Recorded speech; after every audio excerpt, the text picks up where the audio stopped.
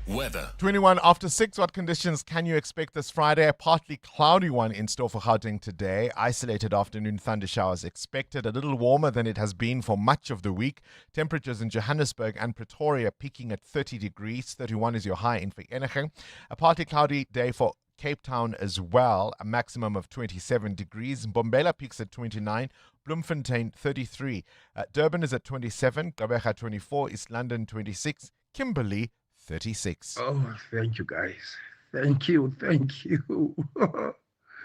Some of us, we missed that song. Yo, shoo. It's I almost cried when I didn't hear it for so long. EWN Traffic. We're back and we're in business. 22 after 6. By the way, I appreciate those early voice notes. They really, really do get us going, so keep them coming. The CWN Traffic brought to you by Outsurance. SMS out to 45142 now, and you could save on your car insurance. If you don't, ask them for 500 Rand. Amo? Well, Bongani, we've got heavy traffic volumes already on the N1 North. This is if you are leaving Eldorado Park towards the Deep Kloof interchange. About a 15-minute hold up there. Please be on the lookout. Speaking about Eldorado Park, some delays as well on the N12 east towards the Golden Highway. And then in the city of Tshwane, bumper-to-bumper traffic already along the R80 Mabopane Highway. This is between the Hairpin Bend and Eskiam Patlele Drive exit. I'll have more traffic updates coming up for you. But if you come across anything else, we're in Exit EWN Traffic. There's more EWN on air, online, and on the EWN app. The Outsurance pointsmen know that every car on the road carries a story. Like the lady on her way to work, listening to a love song on the radio. She's recreating the music video in her mind with herself as the leading lady. The Outsurance pointsmen know it's not just a car in traffic, it's a concert on the move. Every story is different and every story matters. That's why the Outsurance pointsmen have been doing what they do since 2005 in proud partnership with 702. Outsurance is a licensed insurer and FSP. 702. Add your voice. Have your say. Let's walk the talk. Good morning, Bongs. Happy Friday to you and the team. So, someone that I am obsessed with and I will always talk about whenever the opportunity arises, which is all the time, is my fiance, John, because he is just the bee's knees and I love him so much. Cheers. Have a good day. We're talking about those people you are absolutely obsessed with, always on your lips, even when other people point it out. And then you try not to talk about them, and all you do is you end up talking and thinking about them all the time. Of course, this is because of that clip we just played you. Donald Trump, absolutely obsessed with his predecessor, Joe Biden. Start your day with Bongani Bingwa on 702.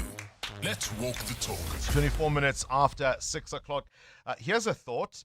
The European Commission President, Christine Lagarde, walked out of a Davos dinner hosted by BlackRock CEO Larry Fink after the U.S. Commerce Secretary Howard Lutnick criticized Europe and even drew heckling from attendees. No less than, I think, Al Gore was in the audience and booed the U.S. Commerce Secretary, and she just walked out. And I asked my colleague Africa Melane this question a little earlier on. Have you ever been so offended or upset that you walked out of something? Perhaps it was a conversation, it was a speech, it was a conference, maybe a church service, and the minister so upset you.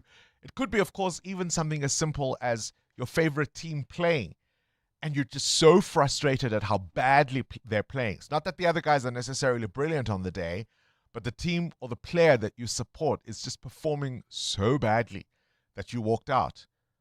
And then, of course, Muteo, as you leave the stadium, there's pandemonium, and you can hear something that's just happened. And you want to run back. And you want to run back, and you don't know if it's your team or the other team that's just done the most. Have you, and what would make you walk out? Amo? If my team was losing and I can see there's no hope, there's no way, time is out, there's just no coming back here, I'd definitely walk out. All right. Have you been in a scenario where you were so upset and so emotional about something that happened, you simply walked out? Steers, by the way, remember the video which played you with Kabazela? So they've come back in response, the restaurant chain, and they've said that it's inappropriate and against their company standards. This was that incident of a unionist who found some guys who worked at a local Steers restaurant doing some gardening, and it seems the manager or the owner of that particular franchise basically pulled staff members out of the kitchen to go and do his garden. And a unionist was driving by, had nothing to do with these workers, but was so incensed at how they were being treated, he intervened. That unionist says he is going to take the matter further, but Steers outlining this is not a policy of their chain. This was a rogue franchisee. Is that the right one? Franchisor or Z. No, they're the franchisor, right? This was a rogue franchisee who was doing this on their own. Now, in the Worldview, Adam Gilchrist has a fascinating story. A German nurse, a male nurse, one Niels Hogel, has admitted to murdering, listen to this, Matteo, 100 patients. He injected fatal drugs whilst working at 2 hospitals between 1999 and 2005. Now, Amo, what would the reason for this be? He's now one of the world's most prolific serial killers. I mean, serial killers don't have to always have an axe, right? He says he wanted to cause cardiac arrests so that he could impress with his colleagues with his ability to resuscitate patients. Quite clearly, he wasn't very good at it, because if 100 of them died, how good was he? Adam Gilchrist has that story coming up. How should communities respond when authorities are slow to provide protection against ongoing threats? We'll tell you about that story coming up in the papers. Born on this day in 1980 is the diva, South African jazz artist Simphiwe Dana, known for blending jazz, soul, hip-hop, and traditional Xhosa music. She rose to fame performing in Johannesburg clubs in the early 2000s, released acclaimed albums, The One Love Movement on Bantu Biko Street, Culture Noir, Firebrand. She won a South African Music Award for Album of the Year in 2006. She's a fantastic performer. Happy birthday to my friend Simphiwe Dana. 702.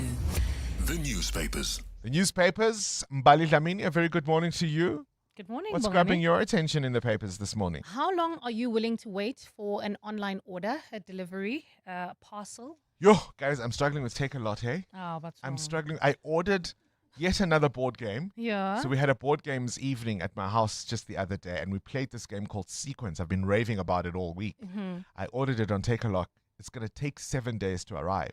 Well, you're talking about 7 days. There's a story in the Mail and Guardian of a cell phone shop owner in Libya who waited 16 years for a delivery. Istogo. The delivery just didn't come. He made the order of these cell phones to sell in his store, but remember, then things fell apart with the civil war in Libya. So he just received his order last week, and this was 16 years after ordering all of this. So 7 days, I think you can chill a bit. Yeah, there was a little bit of a war.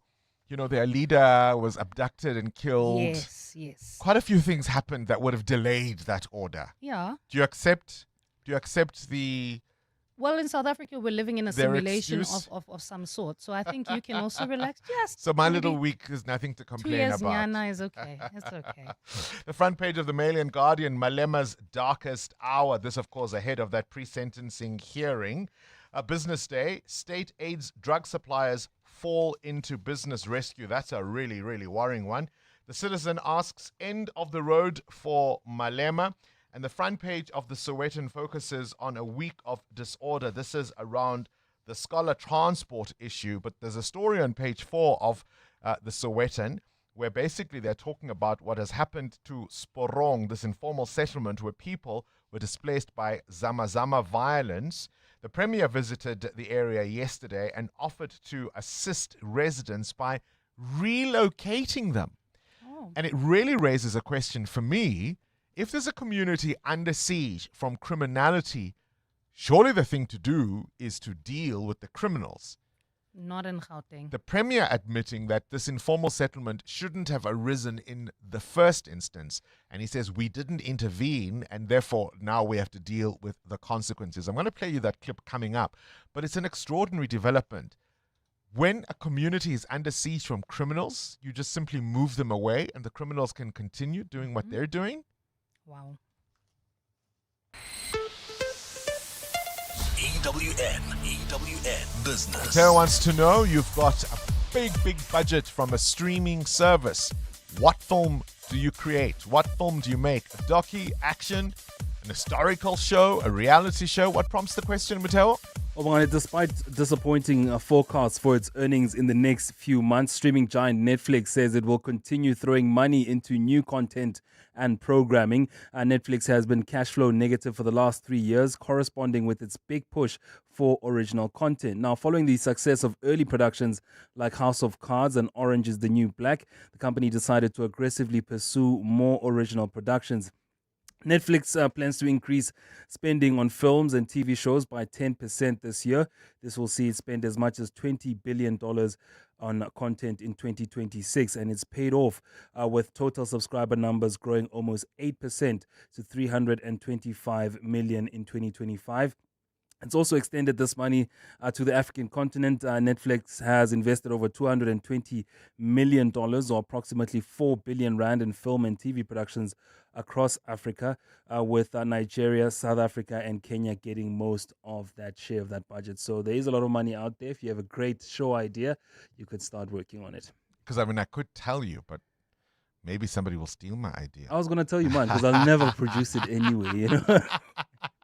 Your indicators? 16 Rand, 10 cents. That is the Rand against the dollar. It's been the best year for the dollar since 4 years ago. What is it, 16? 16.10 now. 16.10. So we're closer to that, breaching that $16 mark. Wow. Yeah. 16 Rand mark, I should rather say. 18 Rand 91 against the euro, 21 Rand 72 cents against the British pound. Price of gold at $4,952 an ounce, close to that $5,000 mark now. Platinum at $2,635. Brent crude at $64.49 a barrel. More business after 7. Now, here's a reality show idea.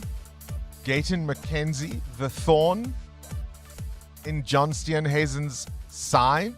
Vali Dlamini? Thanks, Bongani. A very good morning. I'd definitely watch that one because currently the DA is feeling the election heat in the Western Cape after the Patriotic Alliance snatched 2 wards from the party in by-elections in George. DA leader John Steenhuisen says he's very concerned by the loss of ground. He says he will ask the party's federal executive to study the factors behind the growth of the PA in that province. The by-elections in the Garden Route town were prompted by 3 DA councillors leaving the party last year. Lindsay Dentlinger has more. Following its by-election loss in George, the DA has 25 of the council's 55 seats and not enough to govern without the help of the Freedom Front Plus and the ACDP. Party leader John Steenhuisen was on the ground there on Monday to consolidate its support base, but it did not go as planned. We have to ask why in a province where we govern, in municipalities we govern, are people voting for other parties? We were able to see off the PA in the Eastern Cape. We were able to see off the PA in Gauteng. What is it that's unique to the Western Cape? With the PA's shoring up support, mostly in rural areas, Steenhuisen notes that so far the DA has been able to stave off the green wave in its Cape Town metro stronghold. I think it is a phenomenon there, and I'm very worried. There are municipalities where we govern in the East and West regions that are at risk. Despite this week's by-election loss, Steenhuisen believes the mini-poll is not a true barometer of the state of play and that the party has still performed well in by-elections elsewhere in the country. Lindsay Dentlinger, Eyewitness News. Let's stay in the Western Cape. Alleged baby snatcher Samima Jacobs could face additional charges of fraud, forgery and human trafficking when her kidnapping case is transferred to the regional court. Yesterday, Jacobs appeared in the Bellville Magistrates Court where she faces charges of kidnapping and defeating the ends of justice. She was arrested last year when police found her with a baby at her home 2 days after the child was kidnapped. Carlo Peterson has more. Samima Jacobs allegedly pretended to be at least 2 other women to kidnap a 9-day-old baby at Middestad Mall in Bellville in June last year. It's the state's case. Jacobs also forged hospital documents to fake giving birth before kidnapping the baby. The NPA says the additional charges of fraud, forgery and human trafficking will be finalized when the matter is transferred to the regional court. Action Society spokesperson Kaylin Palm says the organization welcomes the extra charges. This development is significant. Crimes involving infants and children are serious, and it is critical that the charges fully reflect the gravity of the alleged conduct. The matter will be back in court on the 23rd of March. Carlo Peterson, Eyewitness News. Higher Education Minister Buti Manamela has called for the release of the matric results to be moved from January to an earlier date. He made the call while briefing the media on the higher education sector's readiness for the 2026 academic year. He says an early release of results will alleviate the pressure faced by institutions of higher learning to timeously place students before the start of the academic year. We believe that we can release the results much earlier. So we agree that we need to find a sweet spot which will help us with most of the challenges, including the fact that some parents are waiting for confirmation. And so we're trying to get that sweet spot, and we're hoping that by the next results, we would have made a determination. It will help us with regards to the registration process. It's also unfair to the kids. Manamela has also denied that the post-school system is failing many students. We've said to universities this morning that where possible, we need to be considerate in terms of our admission policies and so on.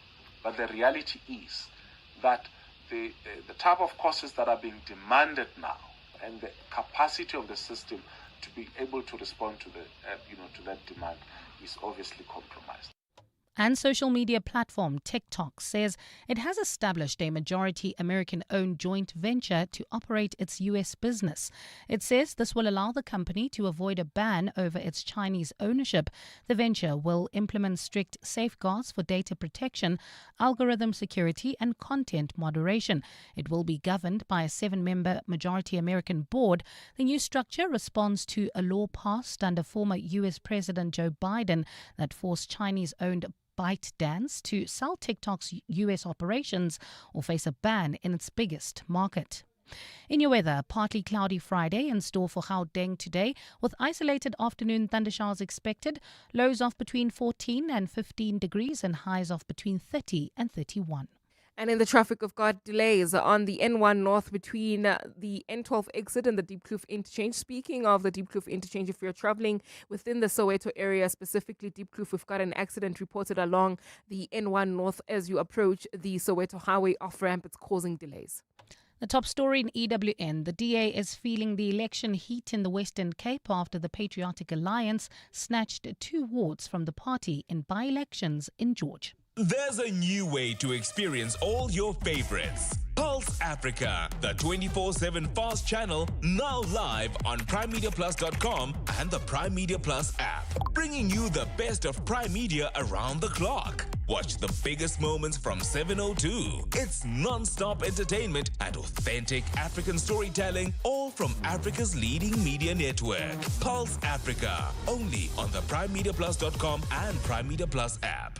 Hey guys, this is Robert Marawa, HollywoodBet's brand ambassador. Playing responsibly is part of the winning strategy. Make smart choices and continue to score. If you or someone that you know needs help, call the South African Responsible Gambling toll-free counseling line on 0800 006 008 or WhatsApp help to 076 675 0710. Hollywood Sportsbook is a licensed betting operator. HollywoodBet supports responsible gambling. No persons under the age of 18 years are permitted to gamble. Winners know when to stop. Got big dreams for 2026? New goals, new adventures, new car? Don't wait. Let's jumpstart your January with up to 75,000 Rand cash back when you buy selected quality pre-owned cars from participating Motor Select dealerships nationwide. Don't wait for life to happen. Make it happen with Motor Select. Deal ends Saturday, 24 January. Hurry to motorselect.co.za now. T's and C's apply.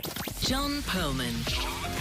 Weekday afternoons. 3 to 6. Boshola Mashao in for John Perlman. A number of police officials may be corrupt. There's no light at the end of the tunnel. I don't want us to throw our hands in the air. I want us to keep fighting. I would like to urge us to keep fighting. I'd like to believe that there are many who are doing their very best. If they were not, our jails wouldn't be this full. Yes, we must hold them accountable. And I'm not protecting the police. Many of the cops are very, very efficient. They do their jobs. I wouldn't want us to demoralize them and put a wet blanket on every single John Perlman. 3 to 6 on 702. 702 Afternoon Drive with John Perlman is proudly brought to you by Telkom Business. Possibility begins here. Coming up in the next hour, what's the question? And it's brought to you by Outsurance. Up to 3,000 Rand in cash is up for grabs. So you send us an answer based on something that piqued your interest during the show, and for that you win 1,000 Rand. You simply WhatsApp us your name and the answer to 072 702 1702. Later, someone else will ask a question to win 2,000 Rand to get to your answer. Now, you stand a better chance of being selected if you have SMS'd out to Outsurance and got yourself a quote. So do it now. SMS out to 45142 and you could save on your car insurance. 702. WhatsApp Bongani on 072 702 1702. Morning, Bongani team. I couldn't stop talking about Mo Mulimi, the artist from Northwest, after he released his album Manong. Everyone who grew up in the Western Zerbekom knows that I was fascinated about that guy. Hey, Tara, have a good choice. Hi, Bongani and the team. It's a Friday. So there's one person that I cannot stop talking about. That's my son. So I've been struggling to conceive for years. At 37, miraculously happened, and I had my son. He's a premature, came at 28 weeks, and he survived a lot. Now he's a big boy. He's a 2-year-old, bouncy, little champion. I love him so much. I talk about him in every sentence. His name is Kolisi. Helen here from Poet. Hey guys, good morning, 702 Landers. So, apparently I say my mom a lot. Like I be saying, I want to go to my mom, I'm going to buy my mom this and that. Anyway, I see that we don't do the Robalot thing anymore. Glad we kept the Friday. We're talking about Donald Trump, who can't keep Joe Biden's name off his lips. And I want to know from you, have you been in that position where you found yourself, maybe even inadvertently, and you're obsessed with somebody, you're always talking about them? Could be a favorite celebrity, sports star, could be your husband, your wife, your children, but their name is always on your lips. EWN Sport. I'm obsessed with Orlando Pirates and Arsenal this particular season. Cindy Peluta always rolls her eyes. But let's talk about cricket. It was a pivotal one yesterday. Not so good for the Joburg Super Kings, I'm afraid. I love you, Bongani. Paul Royals, yes, beating the Joburg Super Kings last night by 36 runs to go through to tonight's eliminator against Sunrisers Eastern Cape. Man of the match, Luandre Pretorius, hit 51 from 34 as the Royals posted an uncatchable 210 for 5. We felt the wicket was a bit slow, so hard length and slow balls into the wicket was quite hard to hit. So anything up, we said our game plan was going to be to try hit it over the top, and if you time it well, it will be 6. So yeah, that's probably one of the figures. The winner of tonight's eliminator between Paul Royals and Sunrisers Eastern Cape will play Pretoria Capitals in Sunday's final. Proteas open their T20 World Cup campaign against Canada on the 9th of Feb. That's like 3 weeks away, guys. I know the 9th of Feb sounds far, but it's not. No, it's around the corner. It's also around the corner. Right. It's like 5 days before Valentine's Day. You've been warned. They were dealt a double injury blow as Donovan Ferreira and Tony DeZorzi are out, replaced by Ryan Rickleton and Tristan Stubbs. Coach Shukri Conrad. Any loss is a big loss. Obviously, we were very hopeful that Tony was going to be available for the West Indies series. That wasn't to be the case. And then obviously the dynamic Donovan having done a clavicle the other night, rather disappointing. But I think the really good thing is that we've got players of the caliber of Stubbo and Ryan who steps into their shoes. ODI action. Sri Lanka beat England by 19 runs in the first ODI. It's in rugby confirmed that rugby's greatest rivalry, the fourth test between the Springboks and All Blacks, will be played on September the 12th in Baltimore, Maryland in the USA. At the Australian Open, the women's top seed, Sabalenka, worked hard for a 7-6, 7-6 win over Potapova this morning. She's through to the fourth round. On court at the moment, Alcaraz leads Motet 1-0. Yesterday, there was some tension in Osaka's second round win over Kirstia, frosty handshake and some words exchanged at the net. Kirstia was frustrated over Osaka shouting, "Come on," loudly during the match, raising questions of sportsmanship. Kirstia says it has been blown out of proportion. It was, again, a good match. She was much better than me towards the end, and yeah, she deserved the win. Look, this is my last Australian Open. I've been playing for 20 years, and I think the moment's a little bit bigger for me than right now to talk about 5 seconds chat that I had with Naomi at the end. And live golf from the Dubai Desert Classic. South African JC Ritchie lies in third on 4 under. He's 3 shots off the leader Molinari's pace. Cindy Paluta, Eyewitness News Sport. Come on! A tropical escape? World Leisure Holidays has your ticket to paradise with exclusive getaways to the Indian Ocean Islands. From the beaches of Mauritius and the Maldives to the charm of Madagascar, Seychelles, Zanzibar and more, your dream destination awaits. Take advantage of early bird specials and pay stay offers. Call 011-285-2500 and mention 702 for a mystery discount. Or follow us on social media or contact your nearest travel professional. Start planning your escape today. T's and C's apply.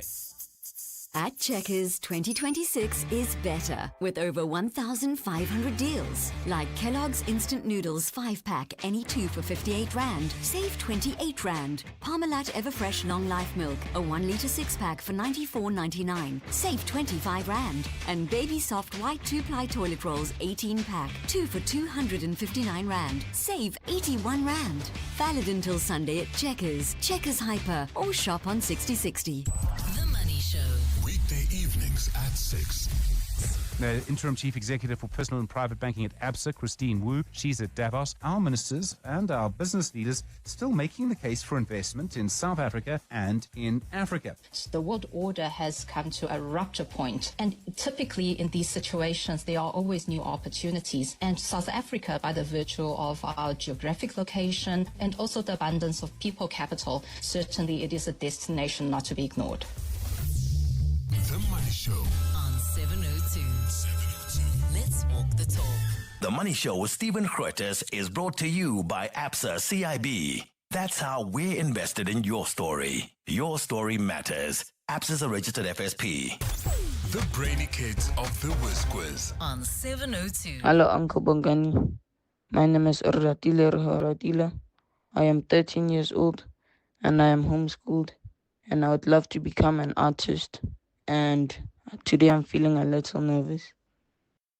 I love the fact that we're getting homeschooled kids and they're doing really so well. Oratile, we can't wait to play with you, mate. 702. Coming up at 7:15, the big interview. EWN Traffic. All right, 12 to 7, let's catch up with the roads. There's a crash in Diepkloof. That's correct, Bongani. It's along the N1 North. It happened right near the Soweto Highway off-ramp. It's causing heavy delays. Please try to avoid the scene. And then if you are leaving Soweto, do avoid Klipspruit Valley Road. There's queuing traffic. This is between the Mathalo Street and the Soweto Highway Circle. Basically, that's in the Caroline area, so please try to avoid that one as well. And then, of course, queuing traffic along the N1 North between the N12 exit and the Diepkloof interchange. I'll have more updates coming up, to stay tuned. There's more EWN on air, online, and on the EWN app. Got big dreams for 2026? New goals, new adventures, new car? Don't wait. Let's jumpstart your January with up to 75,000 Rand cash back when you buy selected quality pre-owned cars from participating Motor Select dealerships nationwide. Don't wait for life to happen. Make it happen with Motor Select. Deal ends Saturday, 24 January. Hurry to motorselect.co.za now. T's and C's apply. I'm Dealer here with more than just a betting app ad. Download the 10Bet app and enjoy the action of betting anytime, anywhere. It's more than just an app. It's a 10Bet experience. Join now at 10bet.co.za. 10Bet is a licensed betting operator and supports responsible gambling. No person under the age of 18 shall be permitted to bet. Betting can be addictive. Winners know when to stop. South African Responsible Gambling Foundation toll-free counseling line is 0800 006 008 or WhatsApp help to 076 675 0710. Switching was so quick and easy. I'm happy with the premium that I'm paying now. Outsurance business insurance clients know that it pays to switch. And did you know you could get a guaranteed premium for 12 months even if you claim? For electrical, tradesman services, and all other businesses. Get a quote today and see why it pays to switch to Outsurance Business Insurance. Visit outsurance.co.za or call 08600 60000 today. Licensed insurer and FSP. TCs and information online. Who is the whizziest of them all? It's the Whiz Quiz on 702. Let's give away some cash, shall we? 10,000 Rand up for grabs today. We're playing with 13-year-old Uri Ratile, and Uri Ratile wants to be an artist later on. So let's see if you can get the creative answers correct. Uri Ratile, are you ready to play? Yes. Yes. KG, start the clock.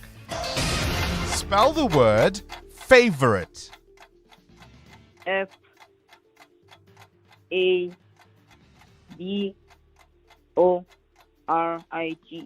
You forgot the U. What African country is home to Mount Kilimanjaro? Kenya. Tanzania. What movie features a talking donkey and an ogre? Shrek. Correct. True or false? Venezuela is a neighbor of the United States. False. Correct. In what sport is Ronwen Williams a national captain? Cricket. Football. Is the Tana Mtata in the Eastern Cape or the Western Cape? Western Cape. Eastern Cape. Which word is a verb? Over or drive? Drive. Correct. In maths, is 37 the next prime number after 31? False. True. Yes, it is. Yes, it is. And that's all the time we have for. But if a rough one there for you, Uri Ratile. 300 Rand, nonetheless, is your reward for walking away with those three correct answers. 300 Rand is what you get. So very well done and very well played. Remember, you can, of course, send us a WhatsApp voice note if you want to play in the Whiz Quiz to 072 702 1702. Tell us your name, your age, your school, and why you want to play the Whiz Quiz. The brainy kids of the Whiz Quiz on 702. Morning, 702. I once walked out of the church during the service as a pianist because I was about to sing a song and then I prepared my key. I saw the microphone and everyone saw that I was about to sing. And somebody who I believed they were like competing with me poked a friend and said, sing first before he sing. And I could hear that. So when I took the breath and then was about to sing, the person started the song. And then it was a collision in the spirit. I switched off the piano, the keyboard, and left the church and I went home immediately. And then when I'm home, I WhatsApped the pastor and told the pastor the reason why I left. Yeah. This is JT in Hamaskra. Gosh, we're talking about the World Economic Forum. Christine Lagarde walking out of a presentation because the U.S. Commerce Secretary was so insulting of the Europeans. This was a dinner hosted by BlackRock CEO Larry Fink. The event was attended by major World Economic Forum members and heads of state, and it was cut short before dessert due to the disruption. Both the ECB, the European Central Bank, and US officials have declined to comment after the incident. The ECB president, as I say, Christine Lagarde, walking out of that Davos dinner. And I'm asking you, what would make you walk out of an event? And have you ever? Was it a church service? Was it a birthday? Was it because you were offended? What would make you decide to leave? Disagreement or just a feeling of discomfort? And if you've ever walked out, do you look back now and think that was the right choice? Would you perhaps handle it differently now? You're with Bongani Bingwa. 7:02 weekday mornings, 6 to 9. The joys of live radio. So we wanted to do a review of the World Economic Forum, and the idea was to talk about Davos 2026. It was billed under the theme A Spirit of Dialogue. In reality, you could argue it was more akin to WWF, right? World Wrestling Forum. Trade wars, geopolitical muscle flexing, an AI revolution moving faster than governments can keep up with. South Africa had a clear pitch. We were selling our solid reforms, macro stability, the end of load shedding, an exit from the grey list. But of course, all of that juxtaposed against the hard facts of low economic growth and the stubbornly high unemployment rate. Donald Trump, the US president, of course, taking center stage, boasting about America's economic strength. He defended tariffs. He reignited talk of U.S. influence over Greenland, but softened his tone after NATO talks. But the market's nonetheless unsettled. I think Matera was saying how close we are now to reaching the 16 Rand mark against the dollar. We invited international relations analyst Aisha Kaji to join us for this conversation, but I'm afraid her phone is on voicemail, so we're not able to get through to her at this hour. So I thought we'll do is we'll take you to the ad hoc committee in Parliament looking at allegations of criminality within law enforcement. Remember, there's been some focus on the Ekurhuleni Metro Department, and yesterday, the suspended EMPD Deputy Chief Julius Malema facing the heat from parliamentarians. Have a listen to Julius Malema in exchange here with the DA MP Glynis Breitenbach. I know Vusi Matlala as the owner of CAT VIP Security, as one of the directors of Medicare. But CAT VIP Security, how successful a business was it? I didn't research that. You didn't? I can't go to him and ask him about his personal. But you want to recommend him to look after the state of the city or the city? I've said I went to his business. I saw the office. I saw everything that he said, the staff and everything. The registration number, it is there. It's like any VIP. But you don't know anything about the business. You don't know if it's successful. No. I didn't go deep. I can't ask personal things. I can't ask are you successful? Are you failing? How's that personal if you're busy doing a business deal? No, it was not a business deal. It was a favor. I'm repeating to you, madam. I've said it was intention to donate to the city, not to myself. Say to the people of the city, I'm just supplying security. It's a donation. I don't know if they're any good, but I mean, let's just go for it because it's free. Is that how you do your job? Deny was Julius Mkwanazi's approach to what he was being asked yesterday. He denied allegations, for example, that he'd ever fitted any blue lights to Cat Matlala's fleet of cars, and he said he had no role in branding or authorizing those vehicles. And I must mention that I raised it many times, Chair and Advocate, that show me the photos of these 4 vehicles, show me where you stopped them, show me where you got blue lights. Because this story was on Instagram, and within our media team, somebody was making notes. They were calling me blue light blesser in each and every article, but I've said it's fine. Can you prove it to me? You see that you stop this car in Ekurhuleni because they said these cars are operating in Ekurhuleni with blue lights. And I'm talking about officers that when you see a car that belongs to a private person, you stop and arrest. It's a criminal conduct. It's an act. You see, and I don't even have powers to put blue lights. It's only the minister that is having those powers, or the recognized institution, police and EMPDs and what, and others, they're having powers to put like your private clinics and things, they can put red lights and other things, you see. It's regulated. It's the powers that I can't change. It can be changed by this house. Glynis Breitenbach continued to press Mkwanazi on the branding of Vusi Muzi Cat Matlala's VIP security company, and again, deny. What was the branding of his security company? It's having Cat VIP Security. It's having, I think it's the head of, what is this, Royal or Gold. I think it's about that. Where did they have that branding? It's having registration number. Where did they have that branding? On the cars? No, letterhead. On the letterhead? Yes. But he had it not on any of the cars? No, I've never seen it. Now, what kind of a security company is that has no branding? No, people are doing that. Really? Yes, it depends the type of service. There are people who don't want to be exposed, that are protected by certain companies. The individual who want to be protected by hiding themselves, who don't want to be seen that their businesses, who do good business. So just black cars with darkened windows with blue lights that drive at great speed, but they don't want to attract attention to themselves. I didn't say blue lights. You are the one who's mentioning blue lights. I still repeat, I don't know blue lights. Yeah, it was a heated conversation yesterday in Parliament. 7:02. Coming up, the big interview. Big interviews with the acting police minister Firoz Cachali, who's made a stunning admission about the police potentially losing the war against gangsterism. That is to come. It's 7 o'clock. This is EWN. Red Berets gather outside East London court to support Malema, and government ready to relocate Sporong informal settlement residents.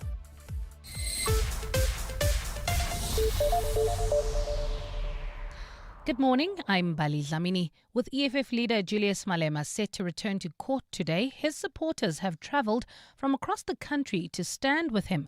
Malema is due back in the East London Magistrates Court for pre-sentencing proceedings after being found guilty of contravening gun laws.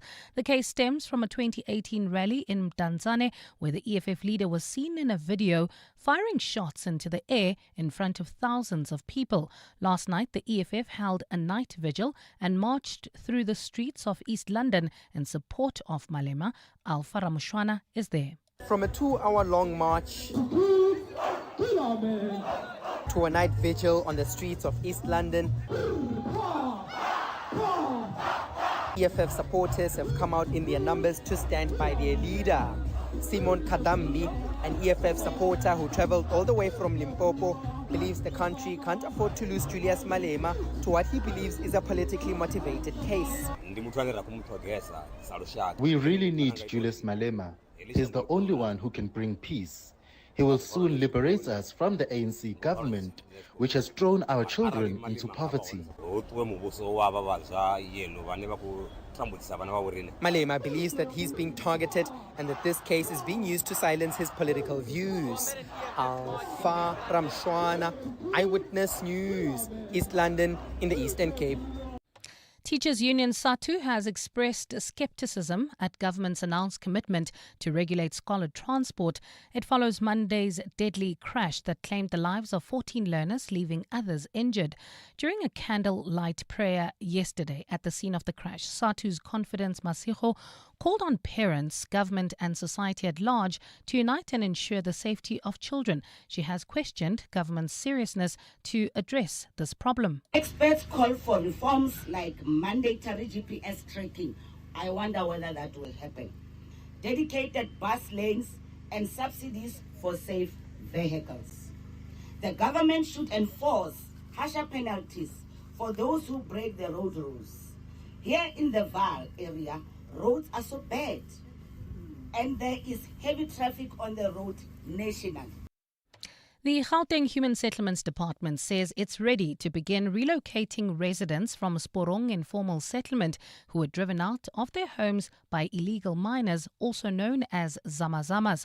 More than 600 of those residents have been crammed into the Randgate Community Hall in the West Rand over the past 2 weeks. After many days of crying out for assistance, yesterday senior government officials finally engaged the displaced residents. Tabiso Koba reports. The Gauteng Human Settlements Department says an audit was done at the Sporong informal settlement last year to determine who qualifies for an RDP house. It says those who qualify will be relocated to government housing, while elderly people, mothers and families will be moved to government-owned shelters. Human Settlements MEC Tasneem Motara says unfortunately there will be those who don't qualify.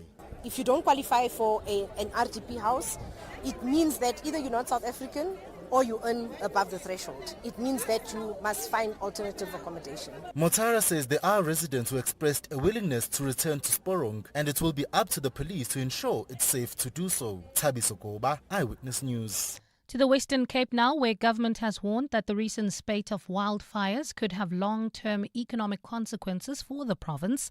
Fires that tore through parts of the Cape Winelands, Overberg and the Garden Route have already burnt thousands of hectares of vegetation as well as farmland. Authorities say the scale of destruction raises serious concern for key sectors of the provincial economy. The wine industry is expected to be amongst the hardest hit, with reports of significant damage to cellars and wine estates. Provincial Disaster Management Head Colin Diner says this could affect production levels in the months and the years ahead. We saw damage at a number of the wine farms. The smoke taint risk is large when you have fires in wine farms in those areas, and the 2026 crop could be commercially unviable. I'm not making that is something that the agriculture people will speak to, but those are really the challenges. Diner also expressed concern about the potential impact the fires had on the province's tourism industry. Obviously, this happened in December, so it was high tourist season, and sometimes we had to close roads, we had to do evacuations, and of course that impacts then. While in New Zealand, rescue workers are continuing to dig through rubble to try and find people missing following a landslide at a campground. According to officials, the landslide came from an extinct volcano following heavy rains. Police have not announced how many people are unaccounted for, but they estimate that the total is in the single figures. Emergency teams say voices were heard calling for help from beneath the rubble just after the disaster earlier this week, but they say the voices have not been heard since then.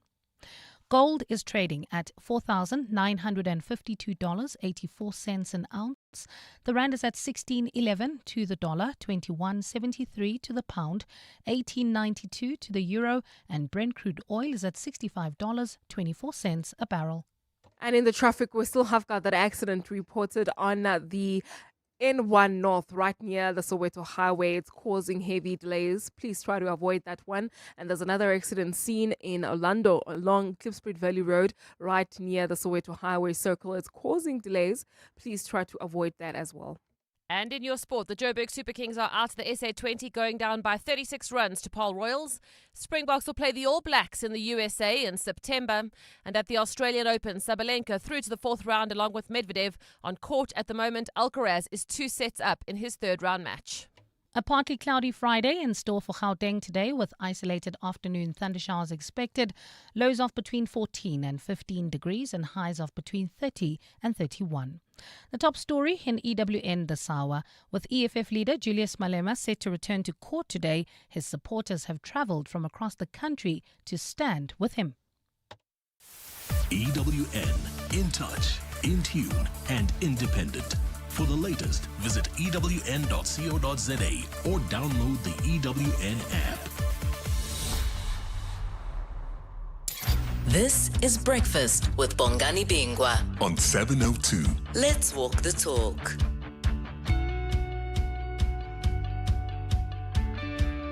Eight minutes after 7 o'clock.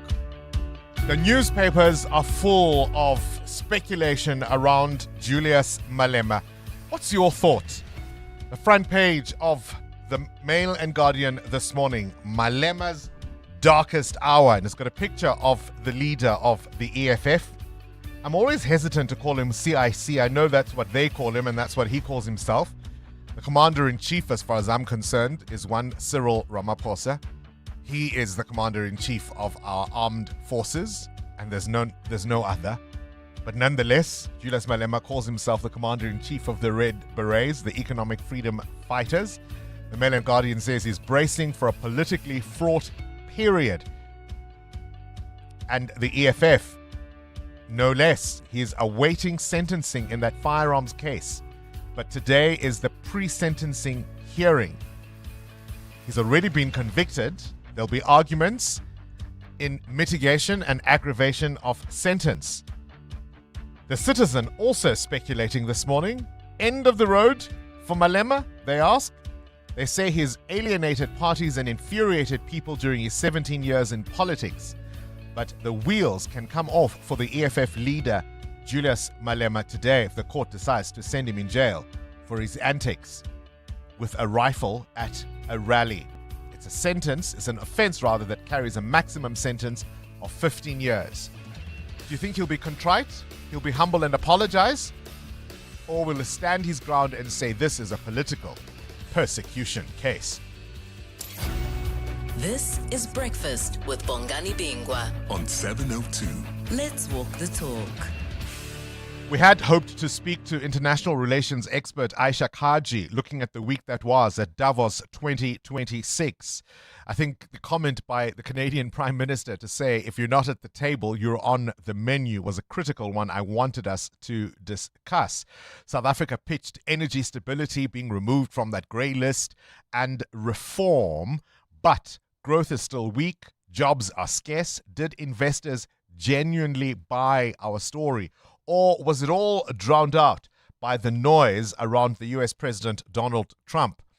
I played you a clip earlier yesterday of his obsession with Joe Biden. One of our listeners saying, well, hang on, you're always talking about Trump. You're obsessed with Donald Trump. Why can't you get his name out of your mouth? Well, he's in the news every single day, is he not? And it's not just me who's talking about Donald Trump. I want you to listen to the Canadian Prime Minister Mark Carney pushing back against Donald Trump's comments. Remember, he said the day before that the Canadians should be grateful for America's assistance instead of having their Prime Minister challenge the US President. Well, here's Mark Carney's response to that. Canada and the United States have built a remarkable partnership in the economy, in security, and in rich cultural exchange. But Canada doesn't live because of the United States. Canada thrives because we are Canadian. In a time of democratic decline, we can show how rights can be protected and equal freedoms endure. And in a time of rising walls and thickening borders, we can demonstrate how a country can be both open and secure, welcoming and strong, principled and powerful. It was also the turn of the Ukrainian President Volodymyr Zelensky to speak at the World Economic Forum, and he opened his address by referencing the film Groundhog Day, and he says he feels as if he's repeating this cycle. He's stuck in the cycle, much like that movie. I thought that was quite an insight into where his mind might be. Remembers the great American film Groundhog Day with Bill Murray and Andy McDowell. Yes, but no one would want to live like that. Repeating the same thing for weeks, months, and of course for years. And yet, that's exactly how we live now. Just last year, here in Davos, I ended my speech with the words, Europe needs to know how to defend itself. A year has passed and nothing has changed. A year has passed and nothing has changed. I'll tell you what, there might be some similar frustrations expressed by the community of Sporong, right? Nothing has changed. These are the residents of an informal settlement on the West Rand who say they've been under siege from Zama-Zamas who are terrorizing that community. Well, yesterday the Gauteng Premier was on the ground at the scene and he's made some promises to that community, and he says they are going to be relocated away from that area to protect them from the Zama-Zamas. And it begs the question, I think, surely if a community says they're being attacked by criminals, you deal with the criminals instead of just saying, oh, we'll move you elsewhere. To his credit, though, the Premier did admit that that informal settlement should never have arisen in the first instance. I must be honest, it's the price of lawlessness. When I met with the team this morning, I said, let's do what we're elected to do. I mean, we are government. You can't allow people who terrorize these people. Let's say if we don't have the army, we don't have the law enforcement agents and other things. It's within that context that I asked the provincial commissioner, bring your best team that can take on these people that are terrorizing. And I'm glad that the PC has done that. I've seen the team. We've been on site. So the team will be stationed there. We'll have 2 or so nyalas that will be permanently stationed there so that we can protect them. The second thing is the illegal occupation of land. What we are dealing here is people who occupied land and we didn't intervene. Now we have to deal with the consequences of that. It's another lawlessness. So I said to the team, let's clear it completely. Go to the housing waiting list. Those that got subsidies, give them houses and we demolish the informal settlement that will come out of it. And those that don't have subsidies, will place them in an appropriate area where there are facilities. And those that wants to go back, will assist them to escort them. What are your thoughts on that? 702. Up next. The big interview. EWN Traffic. Up next, we speak to the Acting Police Minister, Firoz Cachali. I'm really pleased he's agreed to talk to us. That's coming up after this Eyewitness News Traffic, brought to you by Outsurance. SMS out to 45142, and you could save on your car insurance. If you don't, ask them for 500 Rand. Why are there delays in Alberton, Amo? Bongani, it's along the R59 North. An accident right near Swartkopies Road is causing about a 20-minute hold-up. If you're heading towards areas like Germiston as well as Edenville, please use the N3 North through Spruitview and Katlehong instead. And then if you're traveling in the Deep Kloof area, we still have got that accident on the Soweto Highway at the N1 off-ramp. It is causing delays. Please be on the lookout there and try to avoid. I'll have more updates coming up. Stay tuned. There's more EWN on air, online, and on the EWN app. Want to know how much money Outsurance saves 35-year-old Zanai on her car insurance? A whopping 1,180 Rand. That's an incredible 1,180 Rand monthly saving on Zanai's 2017 Mercedes-Benz GLA. And the out bonus she'll get? It is close to 6,500 Rand in 3 years if I'm claim-free. Nice. How much money could Outsurance save you? SMS out to 45142. That's out to 45142. Licensed insurer in FSP. TCs and information online. 702. The big interview. With Bongani Bingwa. 16 after 7. On to this now. I do not believe that we are currently in a position to defeat these gangs. That's the assessment of our Acting Minister of Police. It's not a prediction, it's not a warning, it's a statement of fact. Firoz Cachali says organized crime syndicates are growing richer, more powerful and more global, while the police struggle with limited resources, infiltration and an overstretched justice system. He was speaking this week in Nelson Mandela Bay, a metro where gang networks, drug markets and extortion rackets are tightening their grip, and where patterns now mirror much of the bloodshed that has long been familiar on the Cape Flats. Just days ago, 8 people were gunned down in a shebeen in Philippi East, a mass shooting police believe was linked to organized extortion. So if the police are not winning, who is? And how close are we then to normalizing criminal power in South Africa? I'm really pleased that you've joined us, Minister. Thank you so much for your time this morning. Good morning, Bongani, and good morning to your listeners. We last spoke, I think, some years ago. I think you were still Community Safety MEC. Just perhaps, because we haven't had this conversation since you've taken over, just give us a sense of what these last few months have been like for you on the job. You're an expert as far as this type of work is concerned, but did you have a sense of what it would be like actually being in office? Well, it's a mixture. I think my past experience has been very kind of helpful. I've kind of feel like there hasn't been, a 15-year interruption in a way. So I've got a strong sense of what needs to be done. But of course, this is a unique moment in the history of policing in this country. And yes, the evidence before the Madlanga Commission and so forth sets the scene for what needs to be done. I was going to ask how much of an eye you're keeping on the various processes that are investigating alleged criminality within law enforcement, because all of that, of course, is part of the very reason you're in office.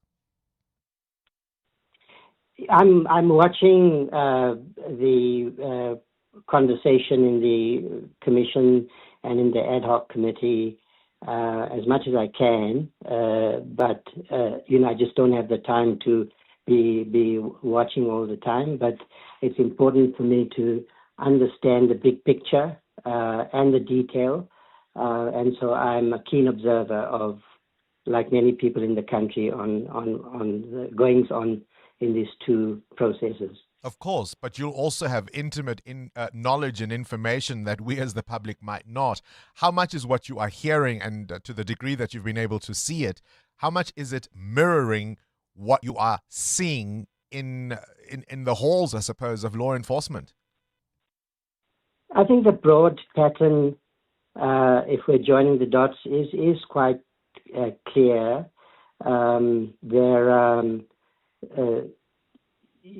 I think that the focus on cartels, the infiltration of cartels into the political process and law enforcement. We don't yet have the details and can't yet come to clear conclusions, but the broad outline appears to be that this is a challenge before the country. How much are you looking over your own shoulder, Minister? Not too much. I think I've got to focus on the reset agenda, on the goals that of improving law enforcement and safety in the country. But I can't be unaware of the context in which I have been appointed. Gosh, let's come to the issue at Nelson Mandela Bay. I was struck by your comments there, as I indicated in my introduction, where you plainly said you don't believe the police are currently in a position to defeat the gangs. That was quite a striking admission. Yes, but the context should be understood. The point I was making is that organized crime is evolving in this country, and that's part of a global pattern. And policing everywhere has to adjust and develop new capabilities which might not have been necessary, a decade ago even. And that's what the focus should be on. Now, in the presentation, the information that I have before me, the police have definitely stepped up operations. There is an anti-gang unit made up of about 142 police officers. When I look at quarter one, that is April to June 2025, compared with April to December 2025, the number of search warrants, arrests, joint operations, confiscations of firearms, ammunition, drug confiscations, abalone confiscations, especially in the Eastern Cape, it's clear that the police have very significantly stepped up their operations, but so have the gangs. There's increased competition among the gangs. They're recruiting younger and younger people, and the shootings are largely attributable to competition among the gangs. So the police have stepped up. I think that we need to strengthen intelligence-orientated policing in order to dismantle the gangs. And that was the purpose of the anti-gang strategy that we developed last year after I visited the Western Cape. Subsequently, we've allocated R1 billion from the CARA funds. Those are funds not from the budget. Those are funds that are gathered through anti-crime operations. R1 billion has been made available for the anti-gang strategy. And we are now in the process of looking at how to monitor the implementation of that strategy. I will be visiting the Western Cape again in February. I have a meeting scheduled with Premier Winda on the 4th of February. Yeah. So that,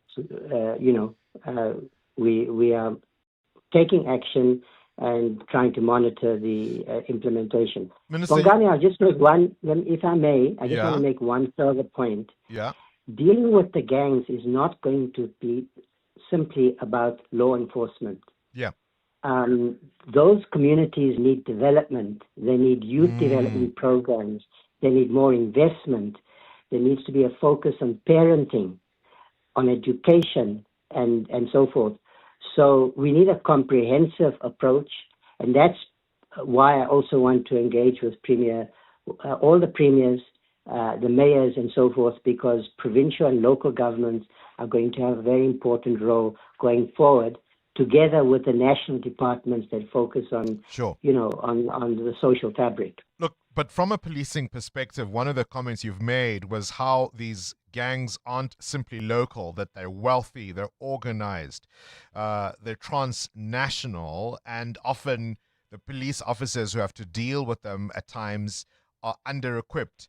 I was curious about your number of 142 officers, and I wonder if that's part of the challenge, the numbers, or is it skills, or is it intelligence, or how much is it because some of these networks are themselves able to infiltrate law enforcement? Yes, all of that has some measure of truth. I met on my recent visit Chief Lincoln Daniels, a traditional leader of the Khoisan people from Buffalo Flats, who, whose story was really touched me very closely. That community is under siege, really. He was explaining how they're confined to their homes because there's so much shooting in the streets. This is notwithstanding the fact that the police have definitely increased visibility. So following my visit to the Eastern Cape, I am going to have a new conversation with the National Commissioner to see if there are further steps that can be taken to strengthen those anti-gang units and to increase visibility. But my overall point is, and I want the country to understand this, is that organized crime is evolving. These gangs are becoming more powerful for the reasons I've indicated. And so we need to review the way we approach policing as well as the delivery of government services. Minister, are you able to keep us safe? I'm at the point where I'm quite clear about the priorities. I have 9 priorities. I can take you through the action steps that we're working on. I'm going to be explaining the priorities as I see them and the action steps in the next few weeks. Perhaps this, yes. Minister, if I may, perhaps this. Sure. We'll certainly await that explanation and those action steps. But maybe give us one measure by which you and I could have a conversation, say 6 months from now, that will help South Africans believe that SAPS are no longer losing but turning the tide against organized crime. What's the one thing you can commit to that we can review, say, 6 months from now? So what I am committing to is to be clear about the priorities, be clear about the action steps, and be clear about the monitoring and assessment of the impact on a continuous basis. So there's no one target, but I am obviously convinced that these action steps, the priorities that I'm identifying, are the right ones in the light of the challenges that we face in policing. I am convinced that the steps that we're taking should have an impact, and I expect to be held accountable in this kind of conversation with the public for the outcomes and impact. Should we talk in a few months? Bongani, I don't know if you remember when I was the MEC for Community Safety, I was interpreted as having said that I'm going to lick the crime problem in 6 months. So I'm not going to make that mistake again. I think that's really not the point.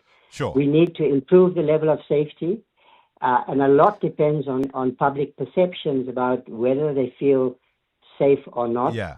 I do say the public needs to understand that from my point of view, and I think it is clearly the government's point of view, safety and security is the number one priority. Everything else depends on whether or not we make the kind of progress that the public deserves in focusing on improving public order, public policing, and achieving safety and security at much better level than we are now. And Minister, can I be clear from my point of view? I mean, of course, we must have accountability conversations, but I also want you to understand, and I think I speak for many South Africans listening to this conversation now, we are fully behind any efforts for law enforcement and the rule of law and order to take hold in this society. We're fully behind any efforts that will put the criminals that threaten and that terrorize our communities behind bars. And I think these conversations are in that spirit. And so whether now or in a few weeks or in a few months we speak again, I want that to be clear to you that we're fully behind all your efforts. And I appreciate your time this morning. It's very much appreciated, Bongani. Thank you very much. The Acting Minister, Firoz Cachali. EWN Business. Business news now. Muteo Khwarepe Clicks reporting a turnover jump despite some operational challenges. Click says turnover increased by 7.4% to 19.5 billion rand in the first 20 weeks of the 2026 financial year. The healthcare retail group has seen turnover rise, this despite being hit by system issues in Cape Town and the non-renewal of 2 contracts with United Pharmaceutical Distributors. Clicks says retail sales, which include Clicks, Unicare, The Body Shop and Sorbet stores, jumped by 6%, with the selling price inflation averaging 2.4% over the period. Wholesale trade sales dropping? Yeah, according to Stats SA, wholesale trade sales are declined by 0.8% year on year, reflecting continued weakness in underlying demand conditions. But the sector recorded a strong month-on-month increase of 2%. Over the 3 months ended in November 2025, real wholesale trade sales also increased by 0.5% compared with the previous 3-month period. Now, this is a sign that demand activity is gradually improving rather than deteriorating further. Your indicators. A good day for the JSE yesterday. The All Share up 721 points, led by banking stocks, which were up more than 2%. Industrials also up more than 1%. The Rand doing well this morning, 16 Rand 10 cents against the US dollar, 18 Rand 92 against the euro, and 21 Rand 74 cents against the British pound. Price of gold, $4,955 an ounce, while platinum is up 0.5% at $2,650. Brent crude at $64.49 a barrel. More business after 8. Right, let's go straight to the news desk. Mbali Dlamini in the hot seat. We begin in the mother city, don't we, Mbali? That's correct, Bongani. Cape Town Mayor Jordan Hill-Lewis says Acting Police Minister Firoz Cachali can no longer delay granting more policing powers to the city of Cape Town.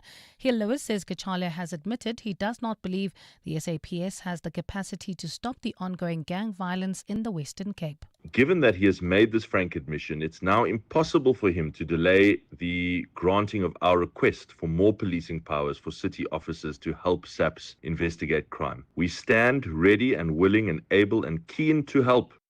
Hill-Lewis says the city has already handed Cachali regulations to sign. Our Metro Police officers are ready to help with gang, gun and drug crime investigations in particular, so we can get those prosecution rates up. The mayor says he has requested a meeting with Cachali to stop delaying the expansion of the city's policing powers. At the same time, Western Cape Premier Alan Winde says he will present requests for gang violence to be declared a provincial state of disaster to national government.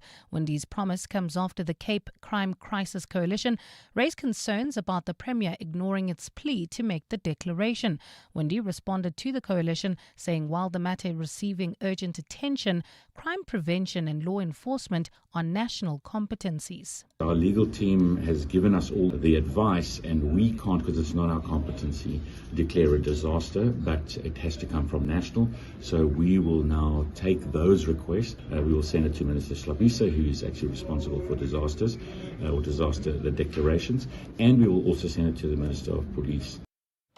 To this now, the Higher Education Department has urged students to be cautious of unregistered private colleges. The call comes as concerns rise that spaces for new enrollments at public higher learning facilities are limited. Higher Education Minister Budima Namela says students must check the registration status of private colleges before enrolling. He briefed the media yesterday on the state of readiness for the 2026 academic year. He says government continues to intensify its campaign against bogus colleges. But this does not mean that all of these colleges are legitimate, are registered, and are providing programs which are of quality, which will lead you to employability. So when you go and register at a private college, it may be a college that has been here for 100 years, or the building might have just opened up last week. It does not matter. Make sure that you check that college's registration. And US President Donald Trump has withdrawn an invite for Canada's Prime Minister Mark Carney to join his newly constituted Board of Peace. Trump took to his Truth social media platform to make that announcement. It follows comments made by Carney this week about what he called a rupture in the US-led global order. His government has also said it would not pay to join Trump's self-styled body to end global conflicts. The Board of Peace is a body set up by Trump with the objective of resolving global conflicts.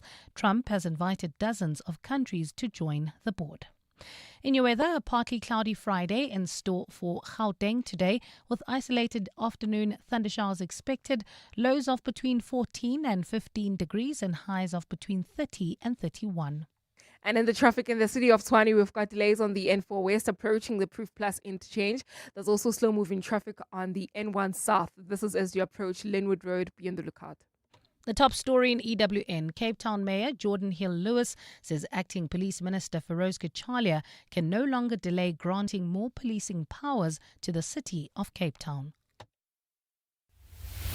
Clement Maniatella. Weekday mornings, 9 to 12. 9 to 12. Tap, what do you want to say about this fear around witchcraft? How do you live your life? Clement, I want to tell my story. People always tell me, don't tell us about what they're doing because people will stand in front of them and do certain things before you. You know, I rolled with my car, but the car was fixed, it's fine.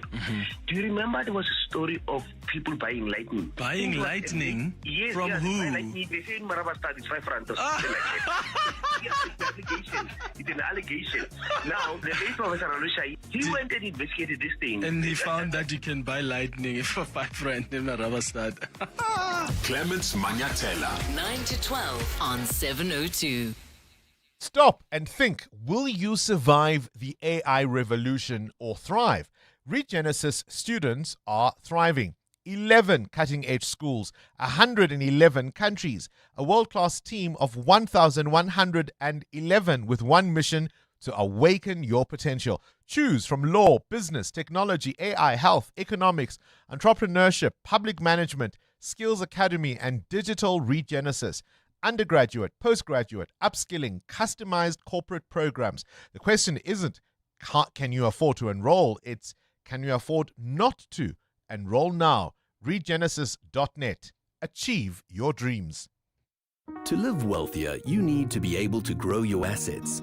At Standard Bank Private, you get a team of internationally acclaimed financial experts to advise you on local and global investment strategies. Plus, being with a leader in home loans, you can start expanding your property portfolio. So, come live wealthier with Africa's best private bank. Apply online at standardbank.co.za. Standard Bank is an authorized FSP and registered credit provider. T's and C's apply.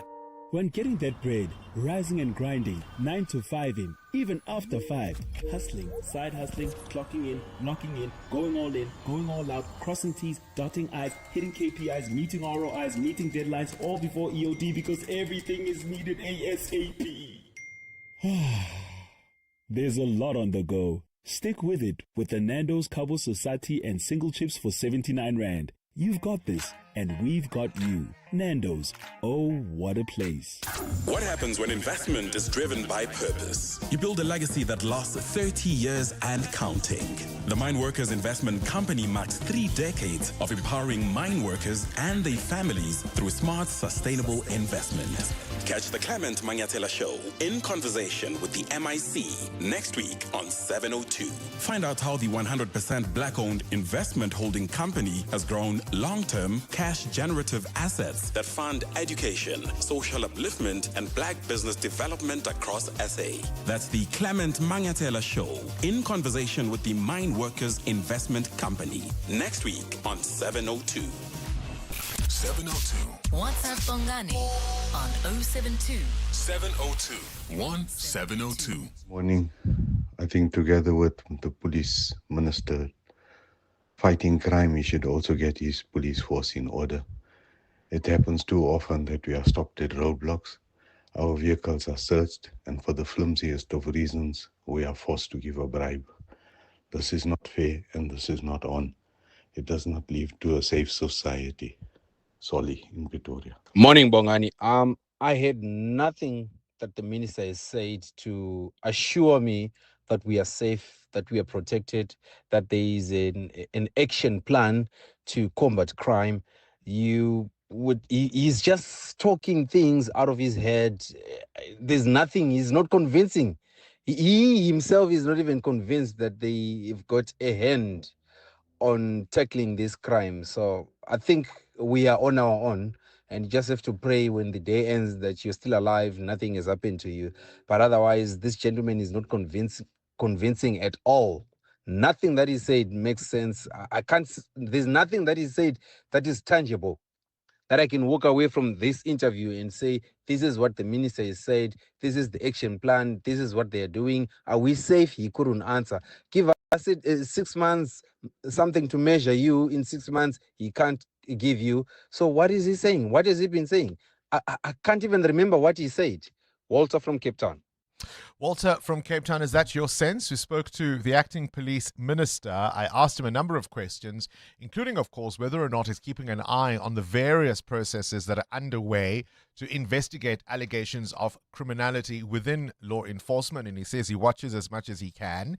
And he says it does mirror to some extent what he is seeing, because, of course, he would have intimate knowledge that you and I, as members of the public, might not have.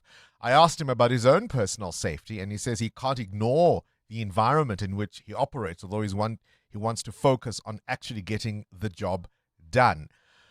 But when a minister says, look, we're losing the fight against gangsterism, and it's not unique to us, he says, to be clear, but we are losing it in the context of these gangs becoming more powerful, recruiting more aggressively with more money to do so.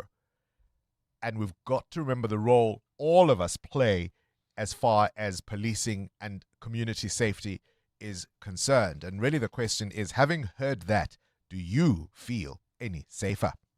702. What's the question? What's the question is brought to you by Outsurance, a chance for you to win up to 3,000 Rand in cash. So first 1,000 Rand for the answer, and then a little later 2,000 Rand if you can give us the question.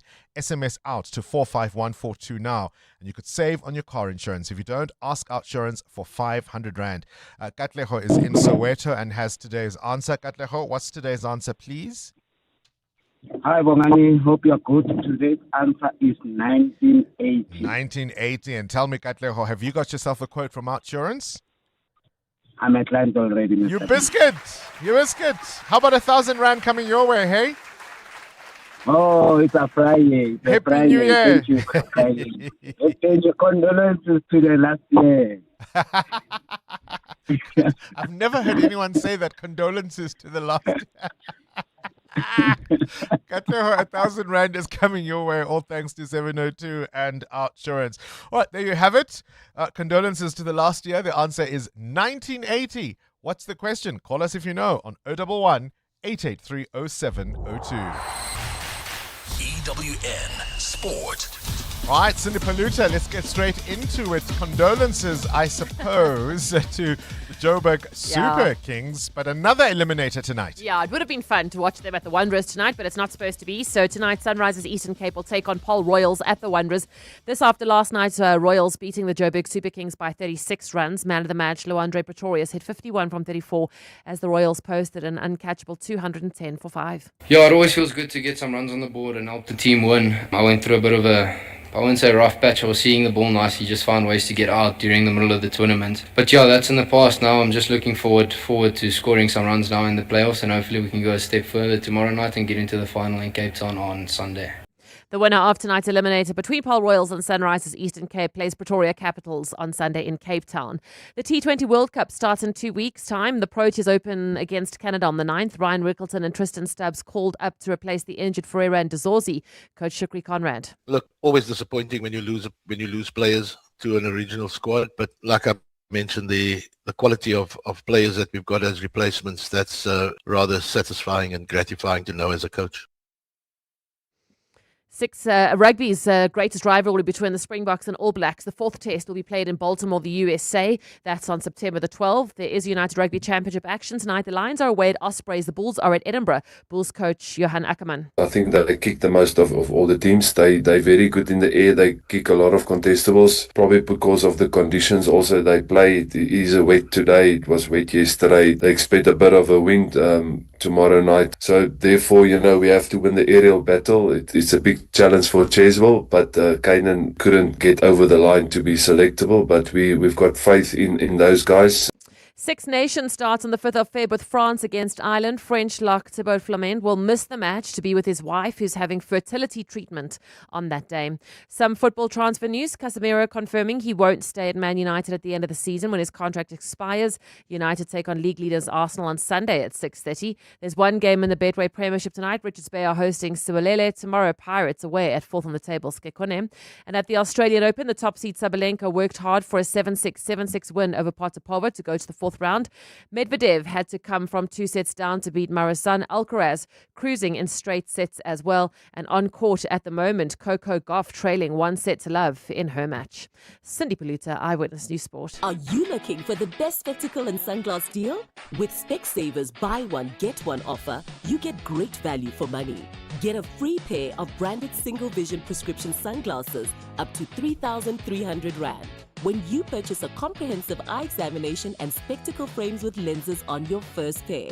The best part? Choose from top brands like Police, Hugo, Under Armour, Tommy Hilfiger, Red Bull Spect, and more. Affordable eye care? Specsavers. T's and C's apply. Hi, this is Carol Shabalala, Hollywood Bets brand ambassador. It's more fun when it's for fun. Playing responsibly is always a winning strategy. If you or someone you know needs help, call the South African Responsible Gambling toll-free counseling line on 0800 006 008 or WhatsApp help to 076 675 0710. Hollywood Sportsbook is a licensed betting operator. Hollywood Bet supports responsible gambling. No persons under the age of 18 years are permitted to gamble. Winners know when to stop.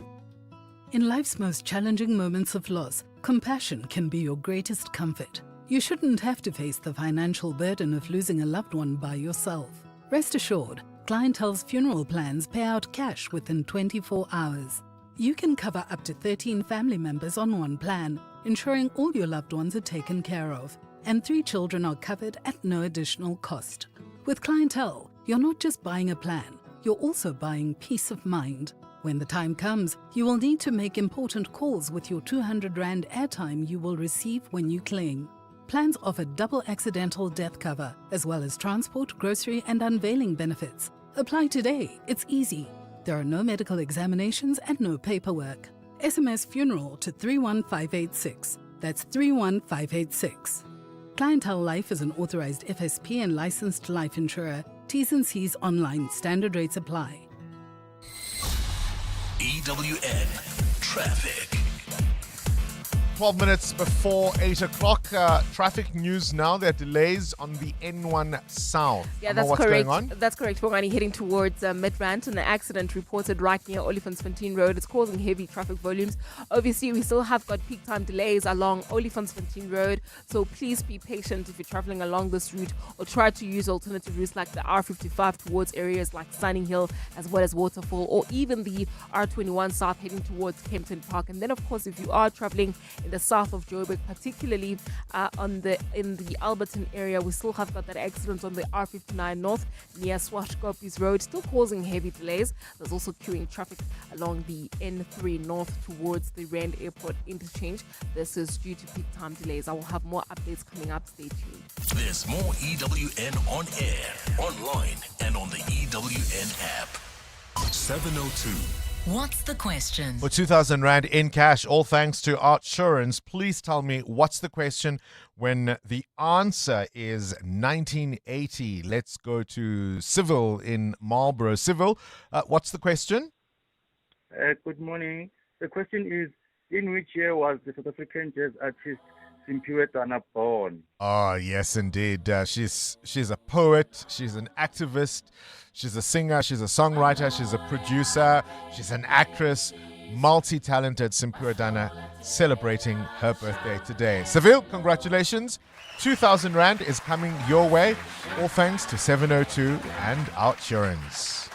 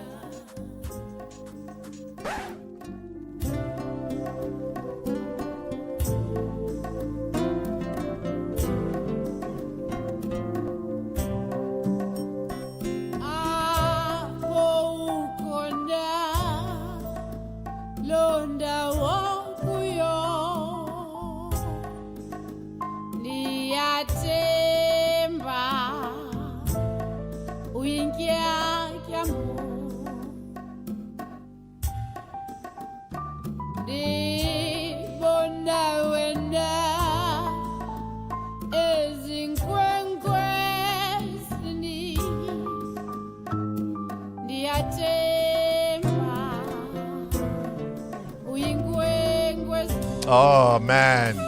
Great Simphiwe Dana. Happy birthday.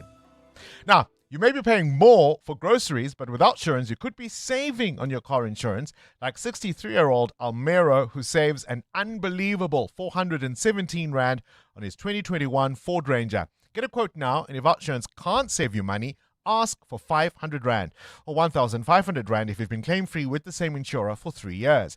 SMS out to 45142. That's out to 45142.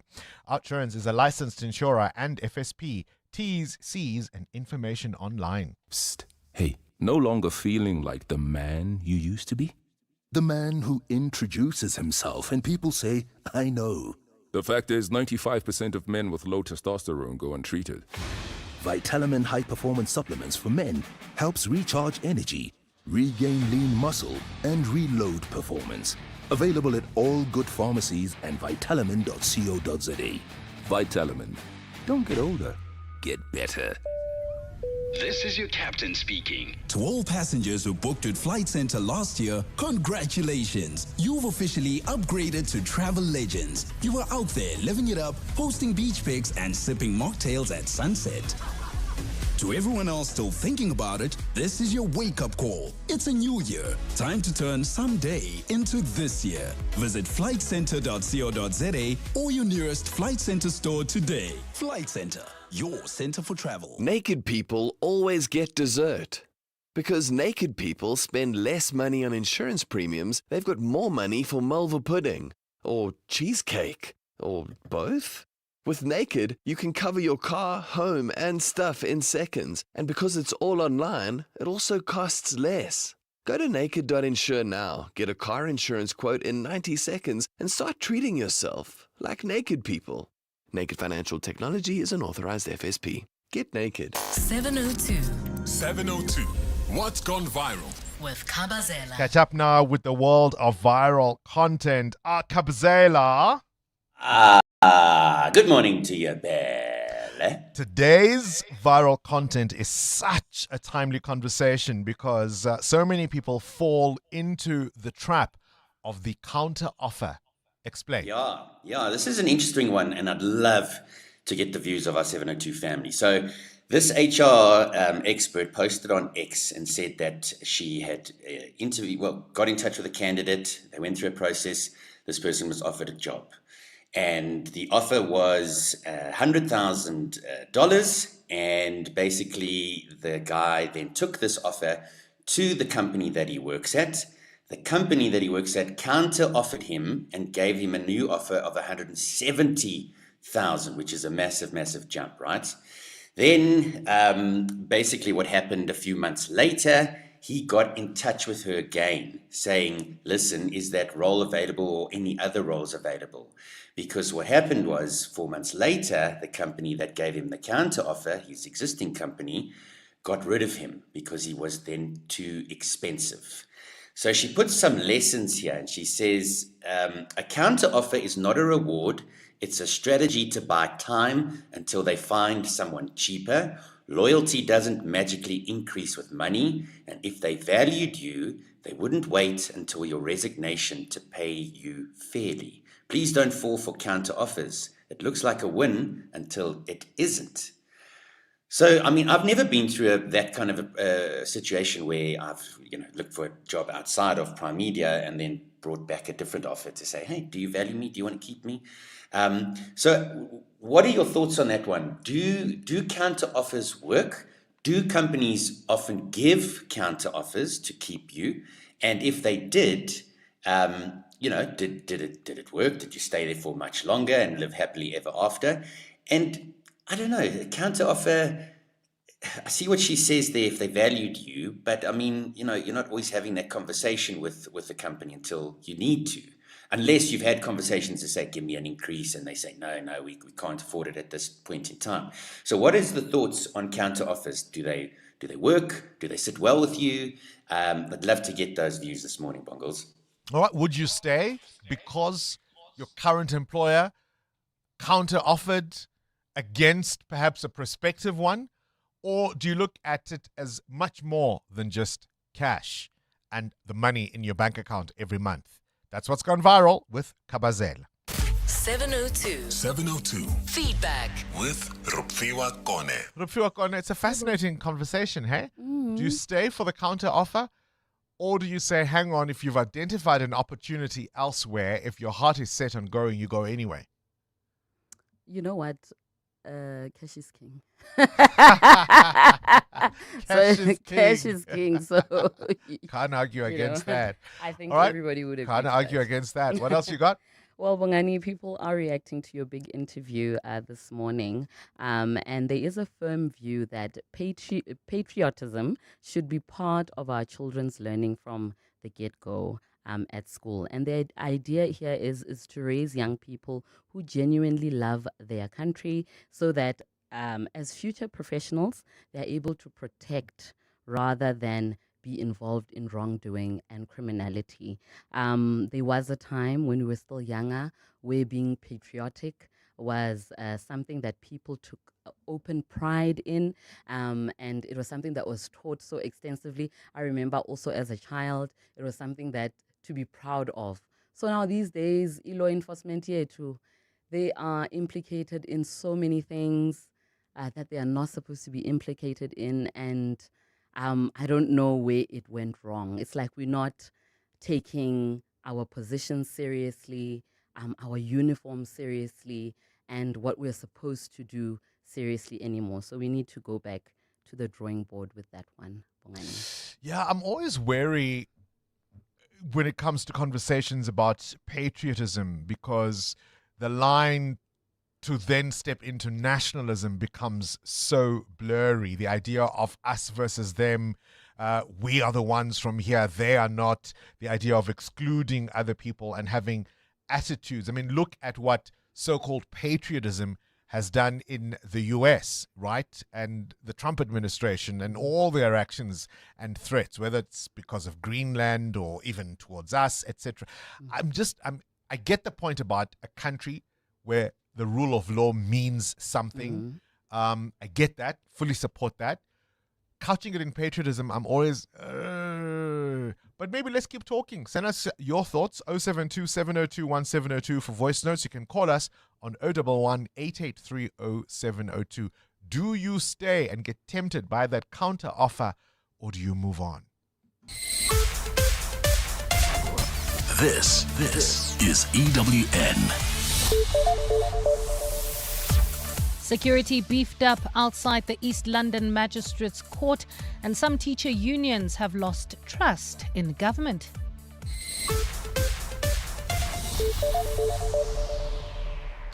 Good morning, I'm Bali Dlamini.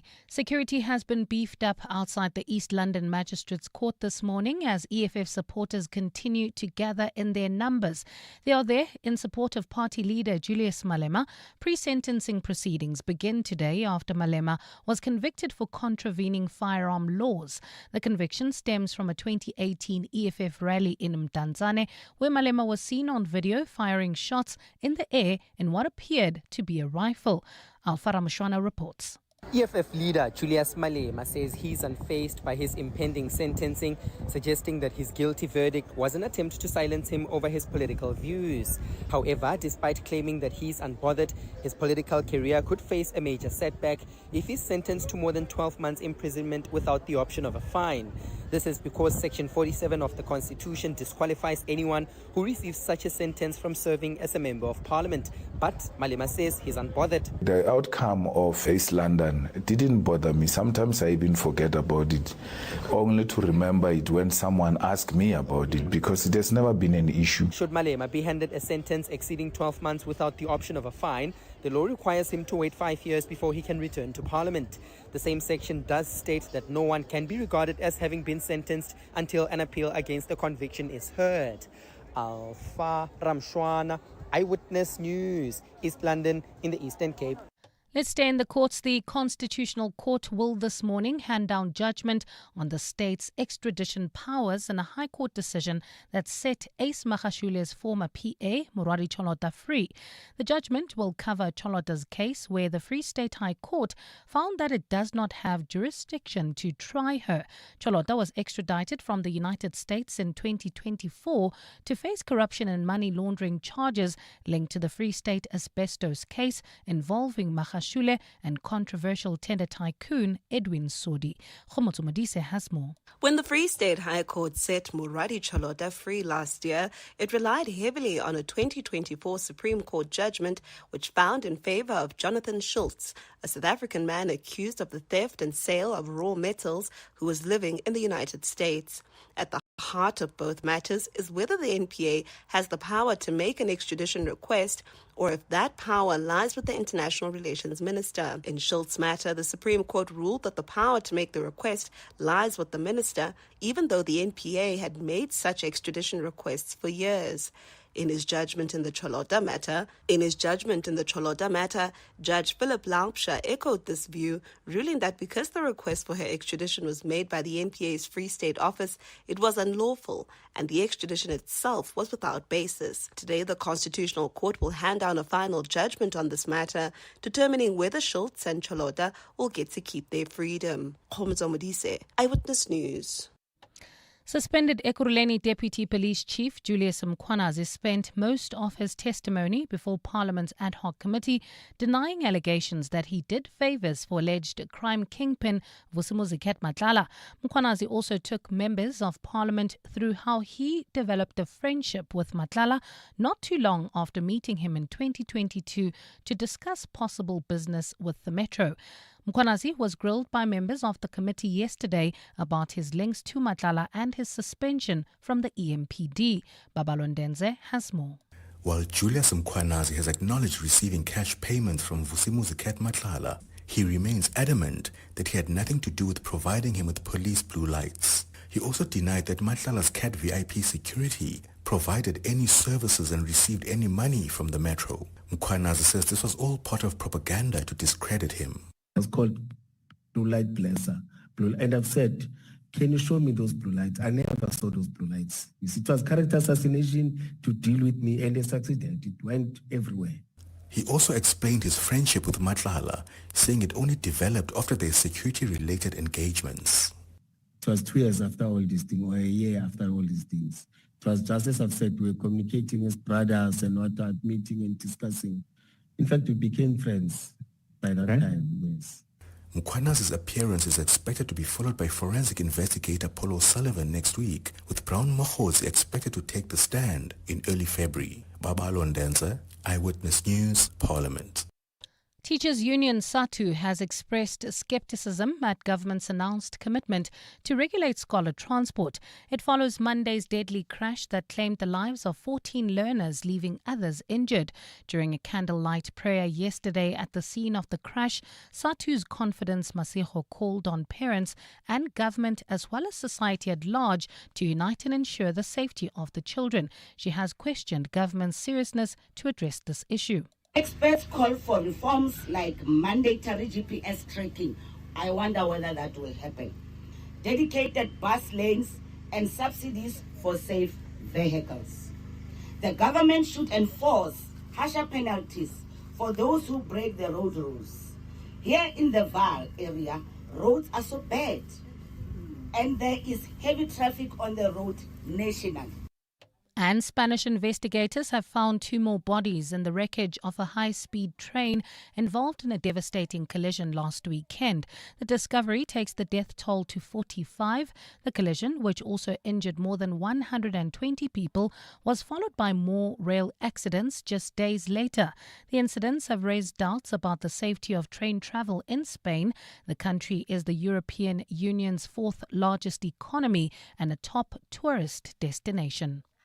Gold is trading at $4,952.83 an ounce. The rand is at 16.11 to the dollar, 21.73 to the pound, 18.92 to the euro, and Brent crude oil is at $65.23 a barrel. And in the traffic, we've got delays on the Alberton along the R59 North. This is due to an accident reported right near Swartkoppies Road. Delays coming out of Klipri First Drive. It's causing about a 20-minute hold up there. Please try to use the N3 North through Spruitview as an alternative route while traveling. In Boksburg, we've got delays on the N17 West. This is due to roadworks that are taking place right after Rondabult Road. Delays towards Osborne Road. And in your sport, the Joburg Super Kings are out of the SA20, going down by 36 runs to Paul Royals. Springboks will play the All Blacks in the USA in September. And at the Australian Open, Sabalenka through to the fourth round along with Medvedev. On court at the moment, Alcaraz is 2 sets up in his third round match. A partly cloudy Friday in store for Gauteng today, with isolated afternoon thundershowers expected. Lows of between 14 and 15 degrees and highs of between 30 and 31. The top story in EWN this hour. Security has been beefed up outside the East London Magistrates Court this morning as EFF supporters continue to gather in their numbers. EWN, in touch, in tune, and independent. For the latest, visit ewn.co.za or download the EWN app. This is Breakfast with Bongani Bingwa On 702. Let's walk the talk. Security tight at the East London Magistrates Court this morning. EFF supporters have already been painting the town red. There's a sea of them marching through the CBD. There are videos all over social media. Our Alpha Ramushwana, you can follow him on social media, on TikTok. He's been posting videos. I think some of them even went to the beach yesterday, hey? In their red overalls. How hot do those things get, I wonder? What happens next? Do you count Malema out? Do you do so at your peril? Does he have any leg to stand on when he says this is political persecution rather than a criminal prosecution? Can it be both? Or do you think he just needs to eat humble pie, appear before that court, express contrition and sorrow, and he might get away with his political career? What are your thoughts? Let's talk. This is Breakfast with Bongani Bingwa On 702. Let's walk the talk. Kabazela's viral video, it's not so much a video this morning, rather than a tweet from an HR specialist who says, beware the counter offer. And this person uses an example of an employee in their organization who got a counter offer, having gone to an interview elsewhere, and obviously accepted it. And then a few months later, got back in touch with her to say, that other job, can we... And what she's arguing, this HR specialist, is that sometimes when you get the counter offer, they'll find a creative way to work you out of the system because they could never afford you in the first place. That's why you weren't getting the money that they suddenly came up with as soon as you told them you were going somewhere else. And when they do their recalculations, they go, hang on, are you really as valuable as you said you were? And so they work you out of the system. Whereas if you go to the new offer, you're going to go start afresh. Has that been your experience? Or has the counter offer served you? Mateo, you're going, Huh? You're shaking your head. No, the thing is, I've been given a counter. Bosses, please offer Mateo a counter offer so he can stay. I have not been to any interviews. I guarantee you that. I've been given a counter offer before, and luckily I was so excited about moving to the new place. I was like, no, it's fine. It's not even the new place. No, it wasn't even about the money. So, but now that you say that, I'm like, imagine if I'd taken the counter offer. Yay. Look, I mean, because the argument this person is making is if your original organization valued you as much as what they're now suggesting when they make the counter offer, why did we get there in the first place? Yeah. But do you always make career moves thinking about the money? Or do you have a longer term strategy in terms of positioning yourself, in terms of influence, and in terms of the quality of work and output you're going to be able to achieve at place X versus place Y? Is, as Robfiwa, our producer, suggested, is cash the only king? I really don't think so, Bongani. Hey, because for me as a parent, some of the things that are really important are time with my children. Am I able to knock off from work and pick up my kids? Am I able to find time between my work schedule and pick up my kids or do some other things as well? Am I able to take time off and spend time with the kids or just with family? So those And things your husband, Calvin. Those things play a very important role, and also Yeah. your well-being. Am I able to be given time off if I need to build my mental strength and capacity to deal with certain things that are about to happen in the company as well? And especially when you've got young kids, as you do, those are very, very important considerations. Hi, Kabazela. It was just before COVID that I received an offer. And then my manager at that time did a counter offer. I was working in the motor industry at that time doing sales. And from that time, I decided to take the new offer and I will move on. When I moved to the new company, when they had started retrenching, when COVID hit and we got to lockdown, I was safe and not retrenched by this new company, even though the rule was last in, first out when it comes to the rule of retrenchment. But I was not retrenched. But this company that I moved away from retrenched all salespeople because during COVID, they could not do any sales. Morning, Bongos and team. Look, Bongani, I would stay. If the counter offer is good, then there's no reason for me to move, unless I had I was disgruntled about everything, including the money, So if you have a counter offer, a better position that comes with a better salary and all of that, I will stay. No qualms. Even with the employer that I'm at right now, I sent a resignation letter a few years ago, and they refused to accept it. They completely refused to accept it, and they counter offered, and yeah, I was happy.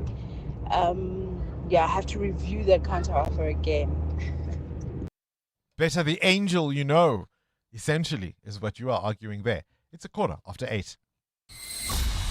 EWN Traffic. This EWN Traffic is brought to you by Outsurance. SMS out to 45142 now, and you could save on your car insurance. If you don't, ask them for 500 Rand. Amo?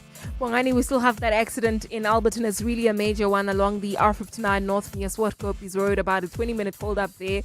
Please try to avoid and use the N3 North through Spruitview to head towards areas like Germiston as well as Boksburg. If you're traveling in Boksburg, we've got delays on the N17 West. This is due to roadworks that are taking place between Rondebold Road and Osborne Road, about a 30-minute hold up there. Your best route towards areas like Bedford View is if you use the N12 West. More updates coming up. Stay tuned. There's more EWN on air, online, and on the EWN app.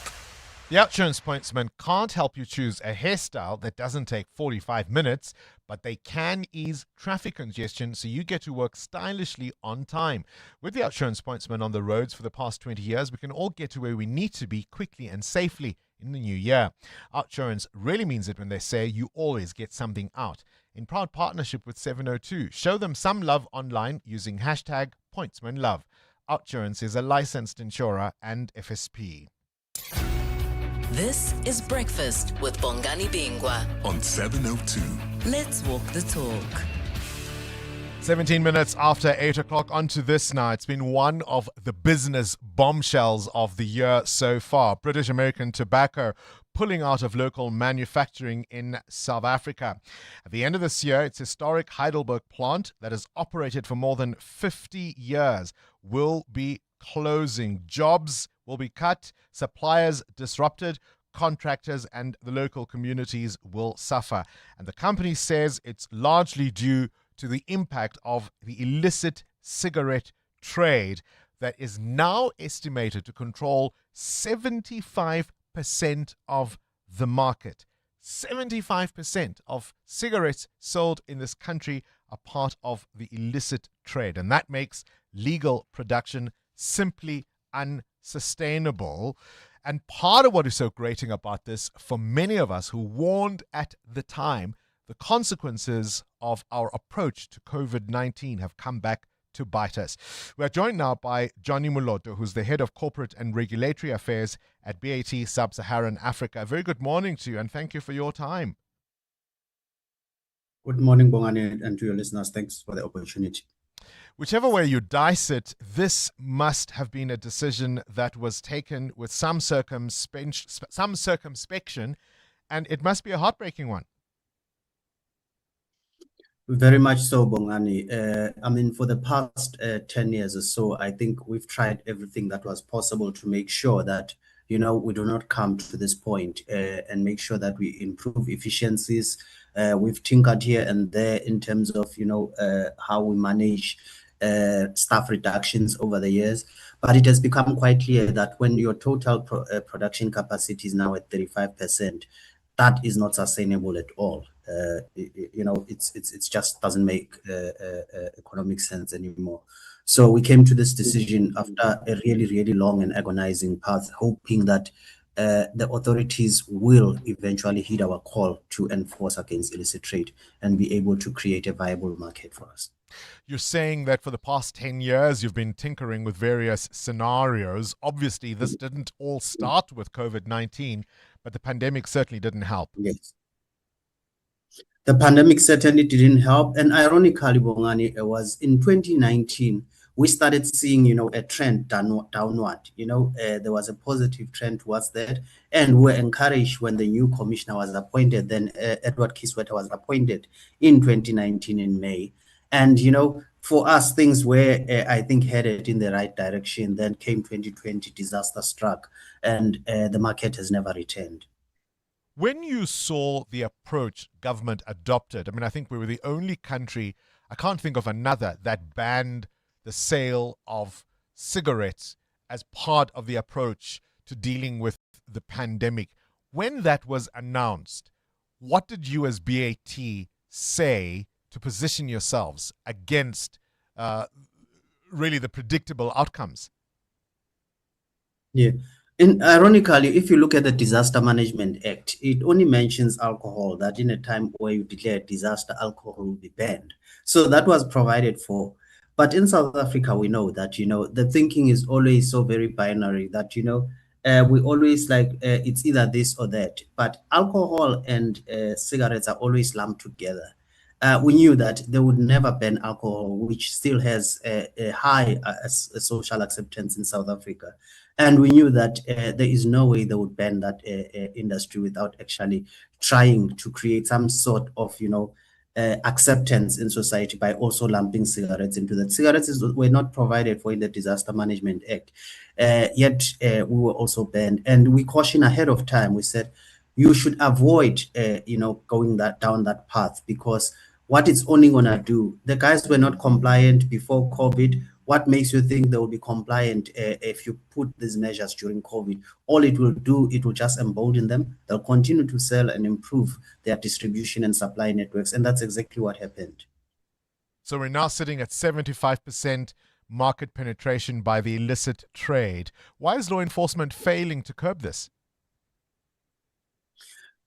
Yeah, we often ask ourselves that question, that, maybe there are bigger forces at hand here, that these guys are protected. They're protected by very powerful people, because it's unimaginable that in any other industry you would have a similar situation and you would not act against it. But because, tobacco is probably an easier target, and nobody will stand up for tobacco and defend tobacco except us in the industry.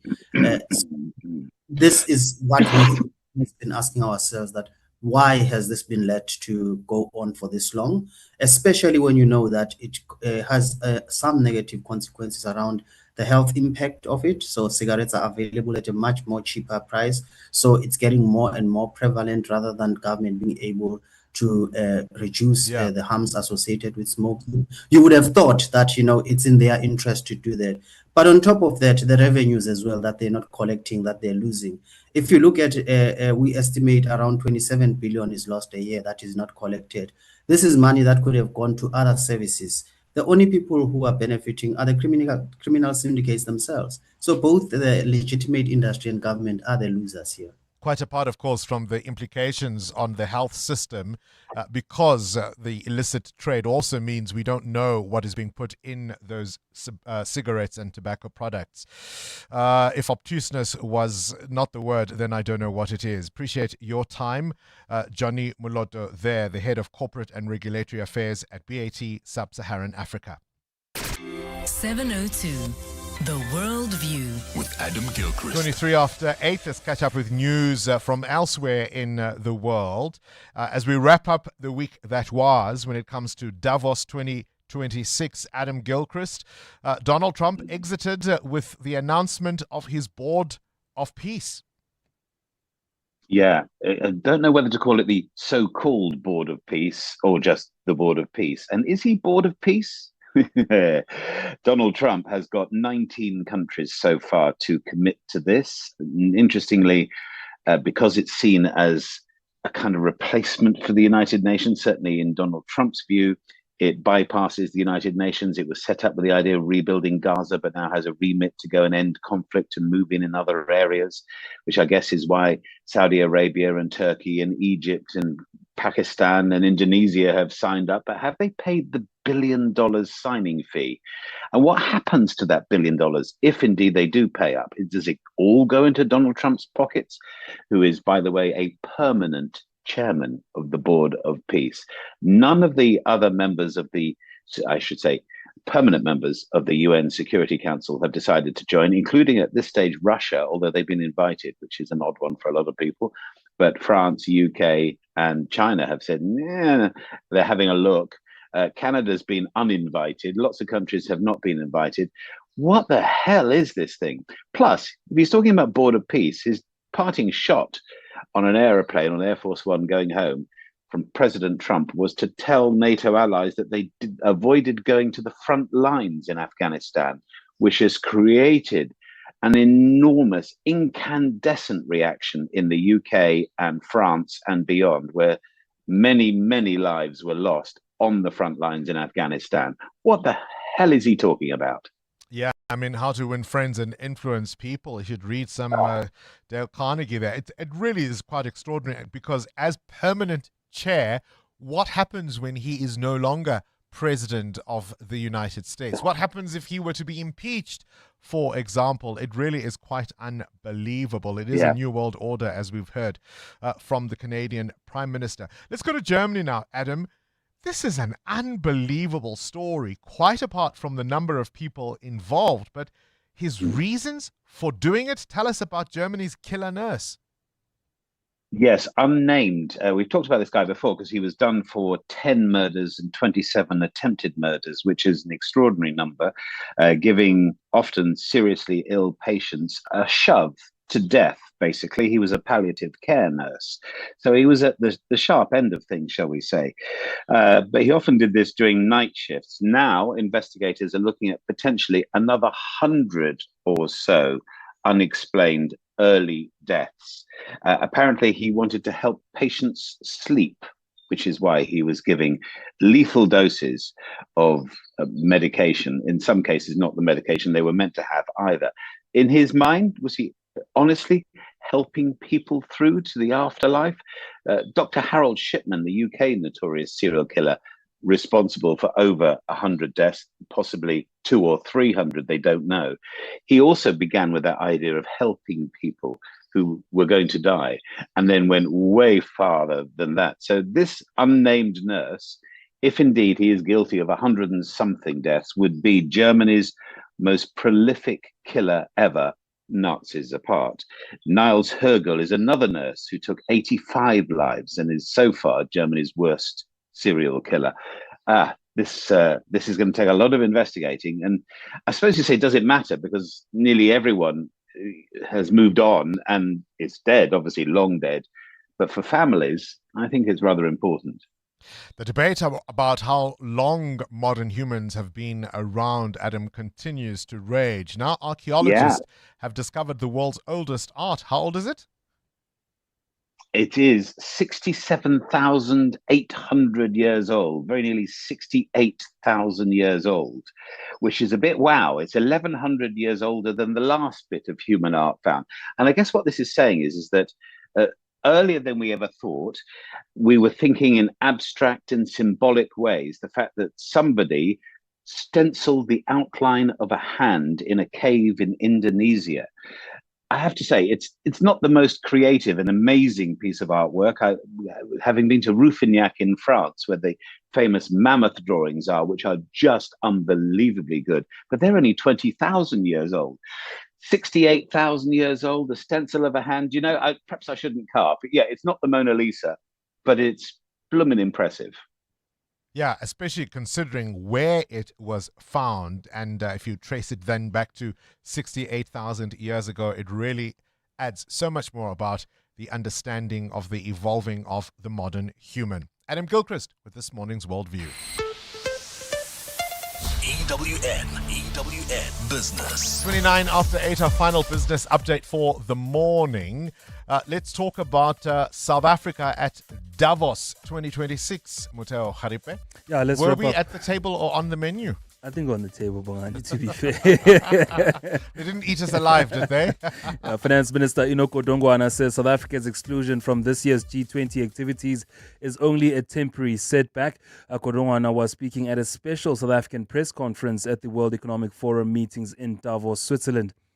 Now, the SA delegation has focused on the success of its own hosting of the G20 last year, improved reforms in the country and better electricity supply for our economy as it tries to punt South Africa's investment case.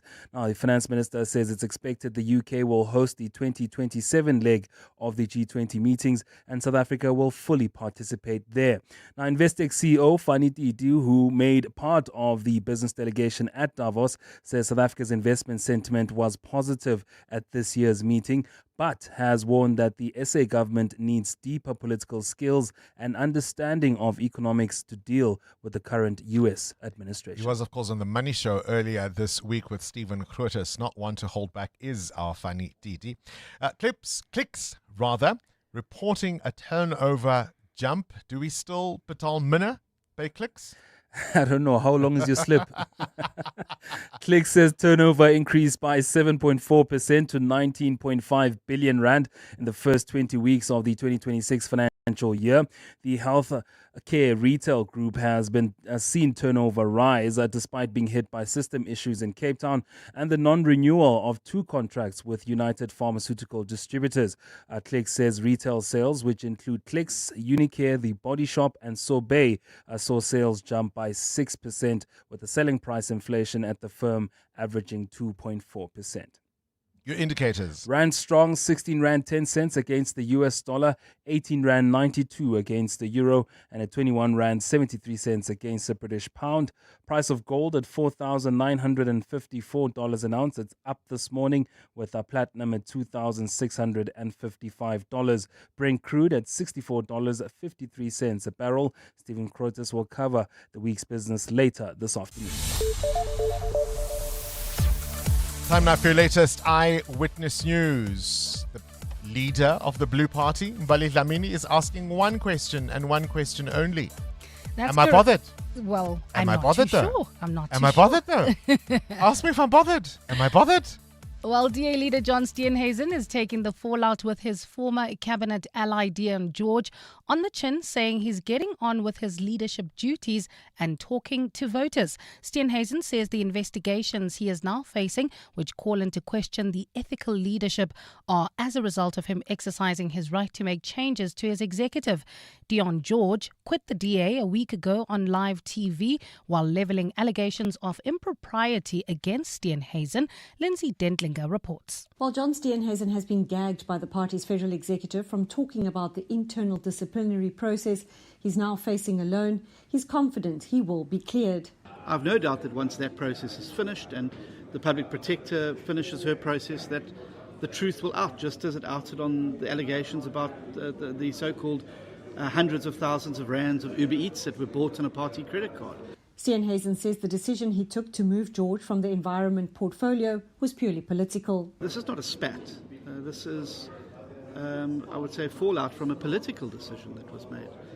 I don't get involved in spats. But he acknowledges the consequences of that decision have been an unwelcome distraction in an election year. I don't think voters like to see a party where people are fighting each other because their very first thought is that, well, these people are so busy fighting themselves, how do they fight for me? Despite the internal party turmoil, Steenhuisen says he won't be distracted by political games as he gears up for what he believes will be a watershed local government election for his party. Lindsay Dentlinger, Eyewitness News. In the Western Cape, alleged baby snatcher Samima Jacobs could face additional charges of fraud, forgery and human trafficking when her kidnapping case is transferred to the regional court. Yesterday, Jacobs appeared in the Bellville Magistrates Court where she faces charges of kidnapping and defeating the ends of justice. She was arrested last year when police found her with a baby at her home just 2 days after the child had been kidnapped. Carlo Peterson has more. Samima Jacobs allegedly pretended to be at least 2 other women to kidnap a 9-day-old baby at Middestad Mall in Bellville in June last year. It's the state's case. Jacobs also forged hospital documents to fake giving birth before kidnapping the baby. The NPA says the additional charges of fraud, forgery and human trafficking will be finalized when the matter is transferred to the regional court. Action Society spokesperson Kaylin Palm says the organization welcomes the extra charges. This development is significant. Crimes involving infants and children are serious, and it is critical that the charges fully reflect the gravity of the alleged conduct. The matter will be back in court on the 23rd of March. Carlo Peterson, Eyewitness News. The Higher Education Department has urged students to be cautious of unregistered private colleges. The call comes as concerns rise that spaces for new enrollments at public higher learning institutions are limited. Higher Education Minister Buti Manamela says students must check the registration status of private colleges before applying. He briefed the media yesterday on the state of readiness for the 2026 academic year. He says government continues to intensify its campaign against bogus colleges. But this does not mean that all of these colleges are legitimate, are registered and are providing programs which are of quality, which will lead you to employability. So when you go and register at a private college, it may be a college that has been here for 100 years, or the building might have just opened up last week. It does not matter. Make sure that you check that college's registration.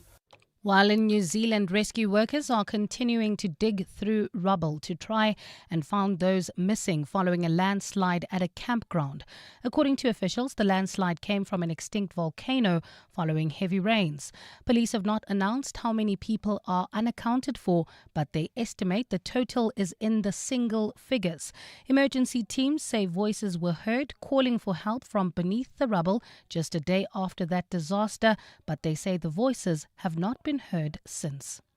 In your weather, a partly cloudy Friday in store for Gauteng today with isolated showers and thundershowers expected. Lows of between 14 and 15 degrees and highs of between 30 and 31. And in the traffic, we've got delays in Alberton along the R59 North between Swartkopjes Road and Kliprivier Drive. Please be on the lookout there. About a 20-minute hold up due to an earlier accident, and now I'm seeing roadworks along this route. And there's also roadworks taking place in Boksburg along the N17 West between Rondebolt Road and Osborne Road. The top story in EWN, DA leader John Steenhuisen is taking the fallout with his former cabinet ally Dion George on the chin, saying he is getting on with his leadership duties and talking to voters. The Midday Report. Weekdays, 12 to 1. On the Midday Report, every day from 12 to 1 p.m, we will bring you breaking news from the scene as it unfolds with newsmakers, reporters, commentators, experts and analysts. We'll explain the stories of the day, give you context for why they are important and what they mean for you. It is everything you need to know in 1 hour, from news to global events, business, sports, science, books and always some good news too. Appointment listening every day at 12 with the Midday Report. The Midday Report with Mandy Wiener. 12 to 1 on 702. 702. Water infrastructure vandalism has tragic and dangerous consequences. The theft of manhole covers can result in fatalities, especially among children. Each damaged pipe, illegal hookup, or vandalized pump jeopardizes access to clean water, disrupts services, and threatens public safety. Report suspicious activity to the City of Johannesburg at 0800 002 587. Help combat water infrastructure vandalism. Your alertness can prevent disasters. And it's brought to you by Johannesburg Water, a utility that cares. Let's hear from Al, owner of Johnson's Cable, why it pays to switch to Outsurance Business Insurance. I thought it was going to be difficult to switch to Outsurance Business Insurance. Switching was so quick and easy. I'm happy with the premium that I'm paying now. For electrical, tradesman services, and all other businesses, get a quote today and see why it pays to switch to Outsurance Business Insurance. Visit outsurance.co.za or call 08600 60,000 today. Licensed insurer and FSP. TCs and information online. Hi, I'm in grade 6 at Crawford International, and I'm already building my future. At Crawford, we don't just learn, we prepare for the world ahead. By grade 10, I can choose from a range of subjects in any combination. With experienced teachers, amazing extracurriculars, and AI-driven support, I'm set up to excel in everything. From maths to public speaking. Book your personalized tour. Crawford International, building global leaders. 702. WhatsApp Bongani on 072 702 1702. I wouldn't fall for a counter offer. You know, Abalungu, buy a holder makraj. They'll never forget. 2 months down the line, they're gonna think, oh, this guy wanted to leave us. No, he wanted to leave. Oh, okay. No, we're gonna make his life difficult. In the meantime, they're busy advertising your post to get your replacement. You know, buy a holder makraj. No. You know, if you had received an offer to move on, move on. Nah, man, in your career, cash rules everything around me. Cream, dollar bill, yo. Good morning, Bongani. I'm talking about counter offers. It just reminded me of a company that I was working for. I think it was 2018, 2019. Very toxic environment. I won't lie to you. Then I looked for an opportunity elsewhere. Got it as soon as I resigned. I got offered a new position within the original company that I was working for. With almost double salary. When I declined it, I got threats to say this is a very small industry, we will meet again and things like that. And that gave me comfort, you know, to the decision that I took. Good morning, Bongani. The story about the counter offers, you know, I'm in a position where in my organization, I obviously manage employees and a lot of stuff. So one rule that I always have on my side is that if an employee comes through with a resignation letter, I do not counter offer. And purely because I take it that, look, you've made a decision, you want to leave for whatever the reasons, why should I go and counter offer? Yes, you might probably be valuable in the company and everything else. However, what that ends up happening, as they mentioned, is that start having disgruntled employees or even disgruntled employers, because now you start saying, oh, I'm paying this person so much, they must do more work and whatever. So I go the route of saying, nah, no counter offer. Good luck with your future endeavors. Yeah, I've had a conversation with an employer where I've gone and said, look, I have had a conversation with so-and-so. I'm not even going to tell you what they offered. But before I make any decision, let's be clear about what I'm worth to you. And that was made clear, and I stayed.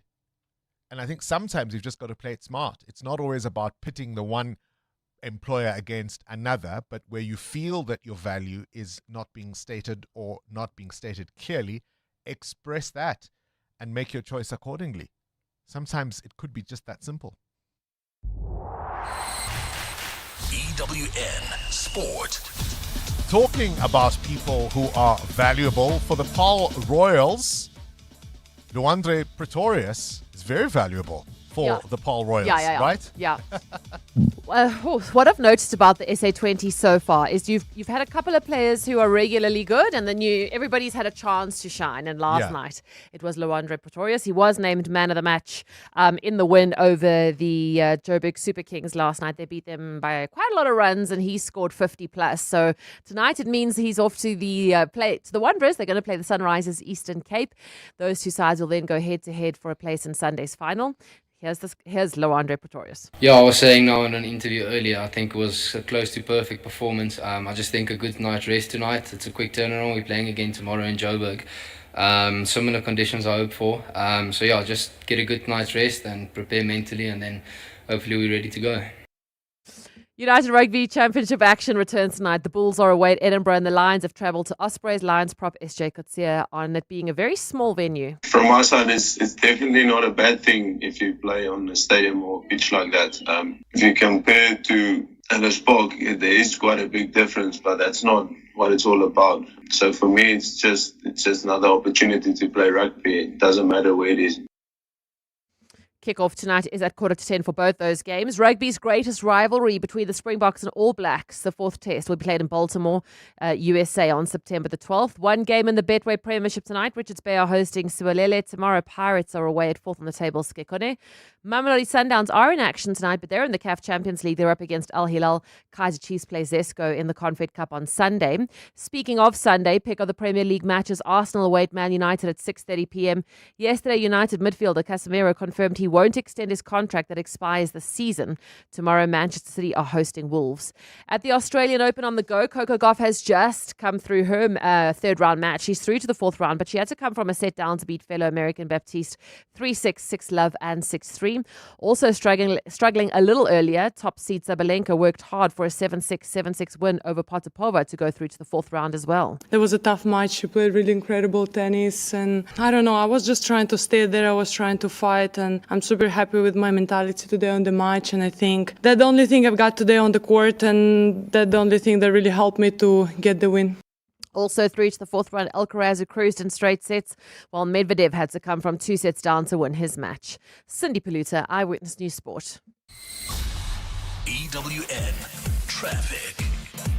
9:15 on the nose. Let's wrap up Friday traffic. Amo, it's been a busy morning. It has been indeed, Bongani. If you are still traveling along the Mike 1 South, bumper-to-bumper traffic between the Baku interchange and Corlett Drive. Do remember, if you're heading towards Melrose, those roadworks are still taking place along this route, and they are causing delays towards Corlett Drive. So please be patient if you are using this route. Rather use the N3 South and then turn off at the R25. If you're traveling along the Mark 1 North, queuing traffic as well towards Grayston Drive off-ramp. And there's also bumper-to-bumper traffic in Boksburg along the N17 West between Rondebourg Road and Aspen Road. Roadworks are causing these delays. About a 20-minute hold-up there. Heading towards areas like Germiston as well as Alberton. Please try to use the N12 West instead. More updates coming up at the top of the hour, or as it happens, stay tuned. There's more EWN on air, online, and on the EWN app.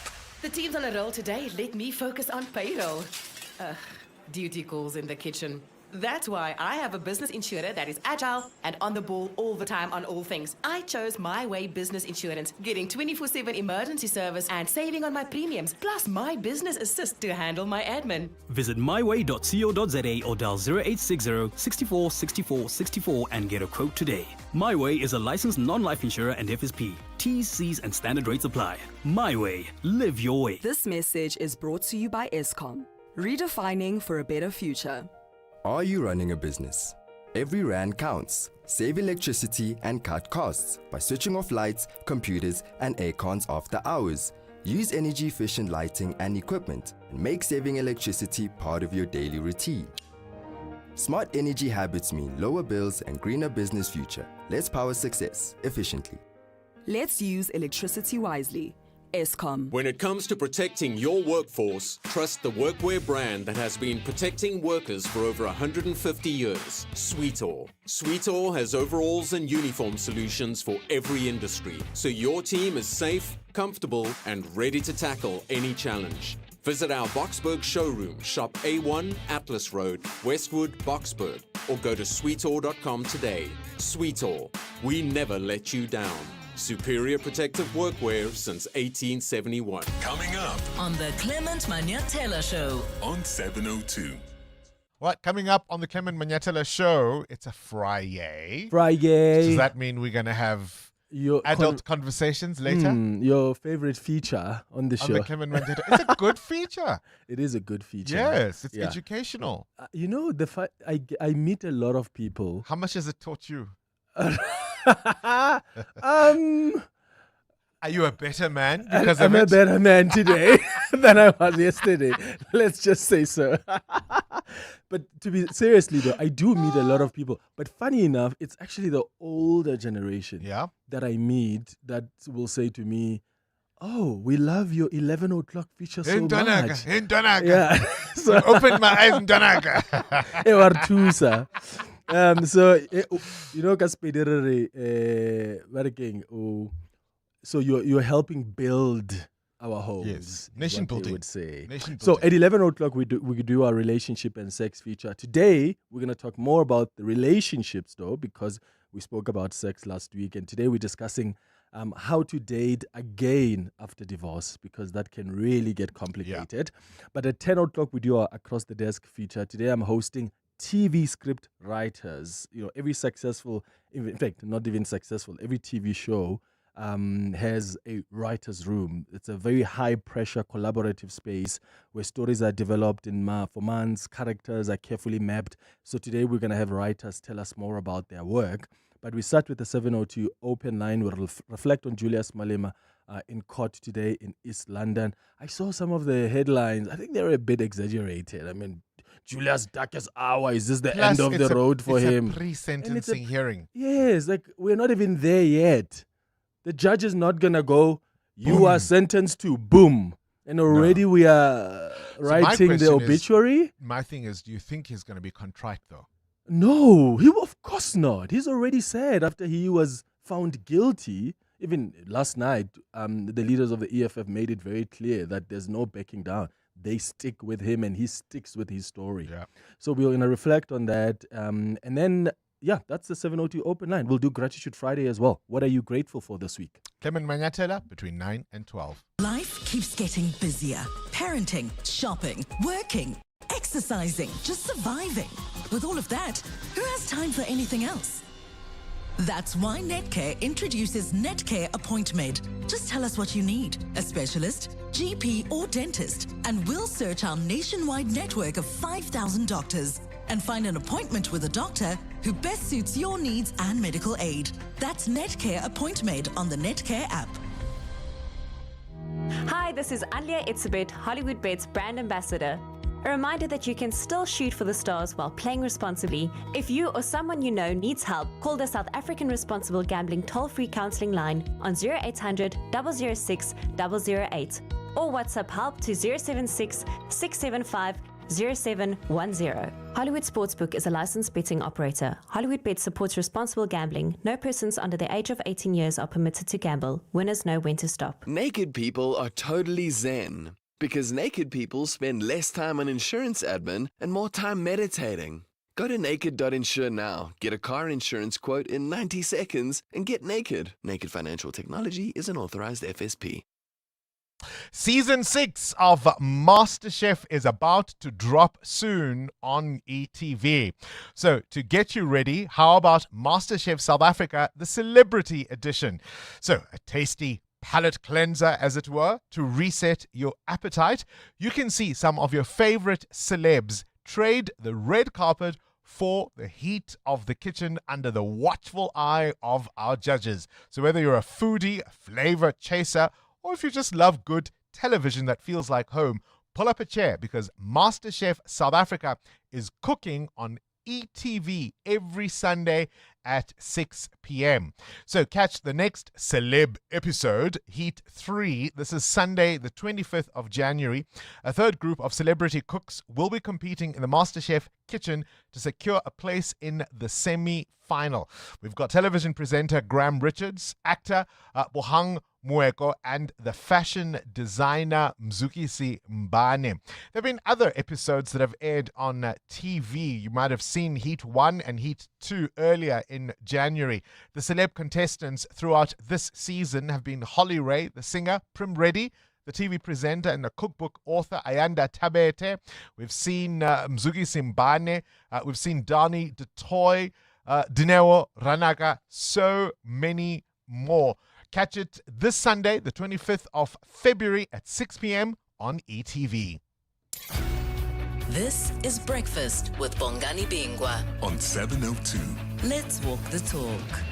8 minutes to 9. On to this now. What's the story you want to be told about your life? Particularly if you're in the public eye, this is an important to consider. There are moments in life when you realize that the story people are telling about you isn't necessarily the story of your life. Well, Rachel Kolisi has chosen to tell her own story. She's the subject of a brand new documentary called Falling Forward. And the idea is to track perhaps the quieter chapters of her life: motherhood, healing, identity. It's not a documentary about public curiosity or gossip. She's been very deliberate about what she's putting out there about her life, her career, and her impact in South Africa.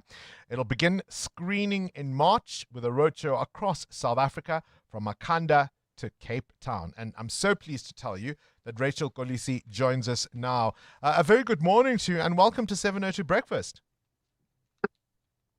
Good morning. Thank you so much for having me on. I can't believe we haven't spoken to you on the show before, so thank you for talking to us.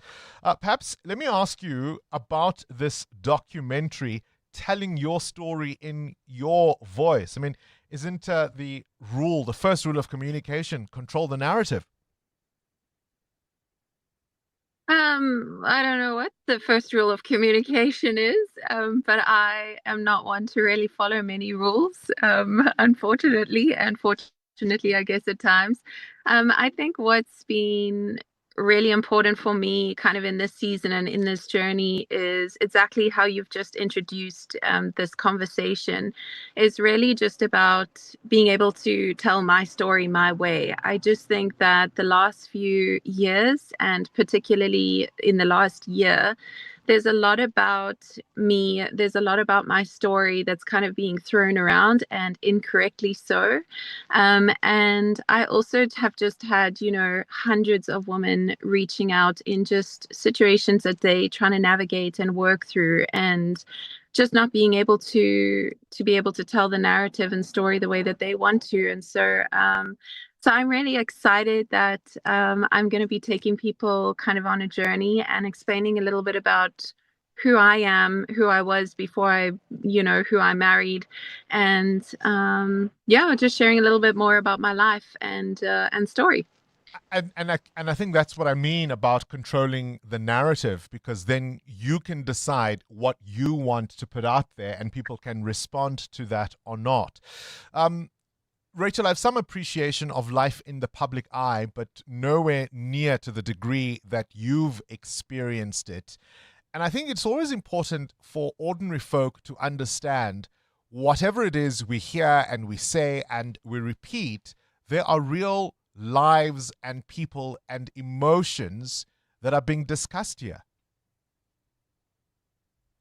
I mean, absolutely. And I completely respect everybody's got their own opinion, and everybody comes from a completely different perspective. So I try not to spend too much time reading into especially the negative sort of stuff that pops up. Like, people are going to have their opinions about certain things.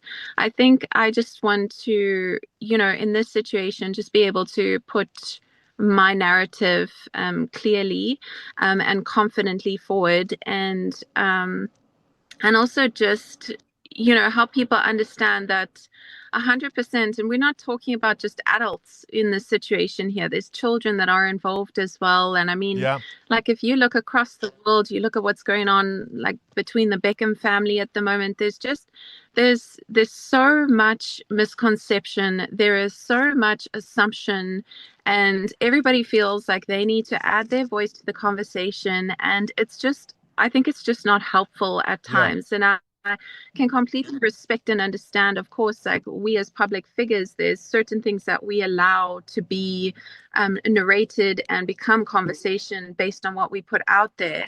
But there's nothing that I feel like I've put out that doesn't create a conversation that is constructive beyond my circumstance and situation, but for many, many, many people that are dealing with a similar situation. How hard is it? Because it sometimes feels to me that people will set you up as a hero figure. You are South Africa's sweetheart in one moment, and in another, people feel entitled to say things they have absolutely no way of verifying, things they couldn't possibly know, and not always because they want to paint you in the best light. How hard is it to live that life publicly? Yeah, I think for me, thank goodness I couldn't care less what people think about me, and to some extent say about me. I think after my second round of getting crucified on Twitter, I grew a very thick skin in this kind of environment. And I think that there's an element of this is what you sign up for if you're going to be living in the public eye. It's not always going to be sunshine and roses. You have to accept the fact that not everybody's going to love you and agree with you. And that's totally fine. Like there's no sweat off my back. Like that's 100% fine. I think that the conversation here and what I'm trying to create with Falling Forward is a bigger conversation and is about the injustice and the misconceptions that are created around women and their experiences. And I think that that is a conversation that needs to be brought to the forefront and less focus on me and my situation. Of course, like I'm sharing my story, but the fact is that I'm sharing a story that is not exclusive to me, an experience that is not exclusive to me. There are so many others who have experienced this, but it just hasn't become a conversation big enough. And so that's what I'm trying to create through Falling Forward, is a bigger conversation and a movement for many women. You say at least there's a line in the film, we all fall, but how we move forward is what defines us. How are you moving forward? Yeah, I think it's really important for people to understand that I don't ever feel like I'm going to arrive at a place. I don't think I'm ever going to get to a place where I'm like, I'm fully healed, I'm good, I'm going to live my best life now. I think that life is in its fullness and wholeness is a journey. And I think that it's really important that I hold that true to myself, that I'm going to constantly be a work in progress, and I'm constantly striving to grow and be the best version of myself that I can be. I mean, just looking at the media this morning, it is devastating to see what is going on in the rest of the world. Yet it's so interesting how we as human beings are getting so hung up on people's personal lives and situations.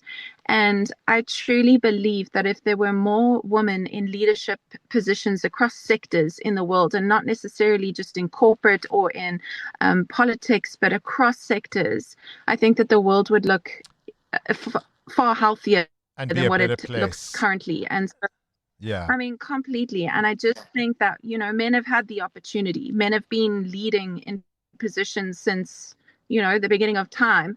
And so let's start changing things up. Let's start giving women opportunities and creating space for them. And let's see how the world changes and transforms, because it's devastating to see what's going on. And to have a different conversation. Rachel Kolisi, Falling Forward documentary screening coming near you. You can check out the tickets at Web Tickets. It starts on the 4th of March. It'll also include a fireside chat, by the way, a women-led fireside conversation at the end of each screening. To check out when it will come to a venue near you, you can check out the tickets available on Web Tickets. 702 podcasts are on 702.co.za. That brings us to the end of this edition of 702 Breakfast. The Clement Manyatela Show starts now. This is EWN. Good morning, I'm Bali Dlamini. It's a hive of activity outside the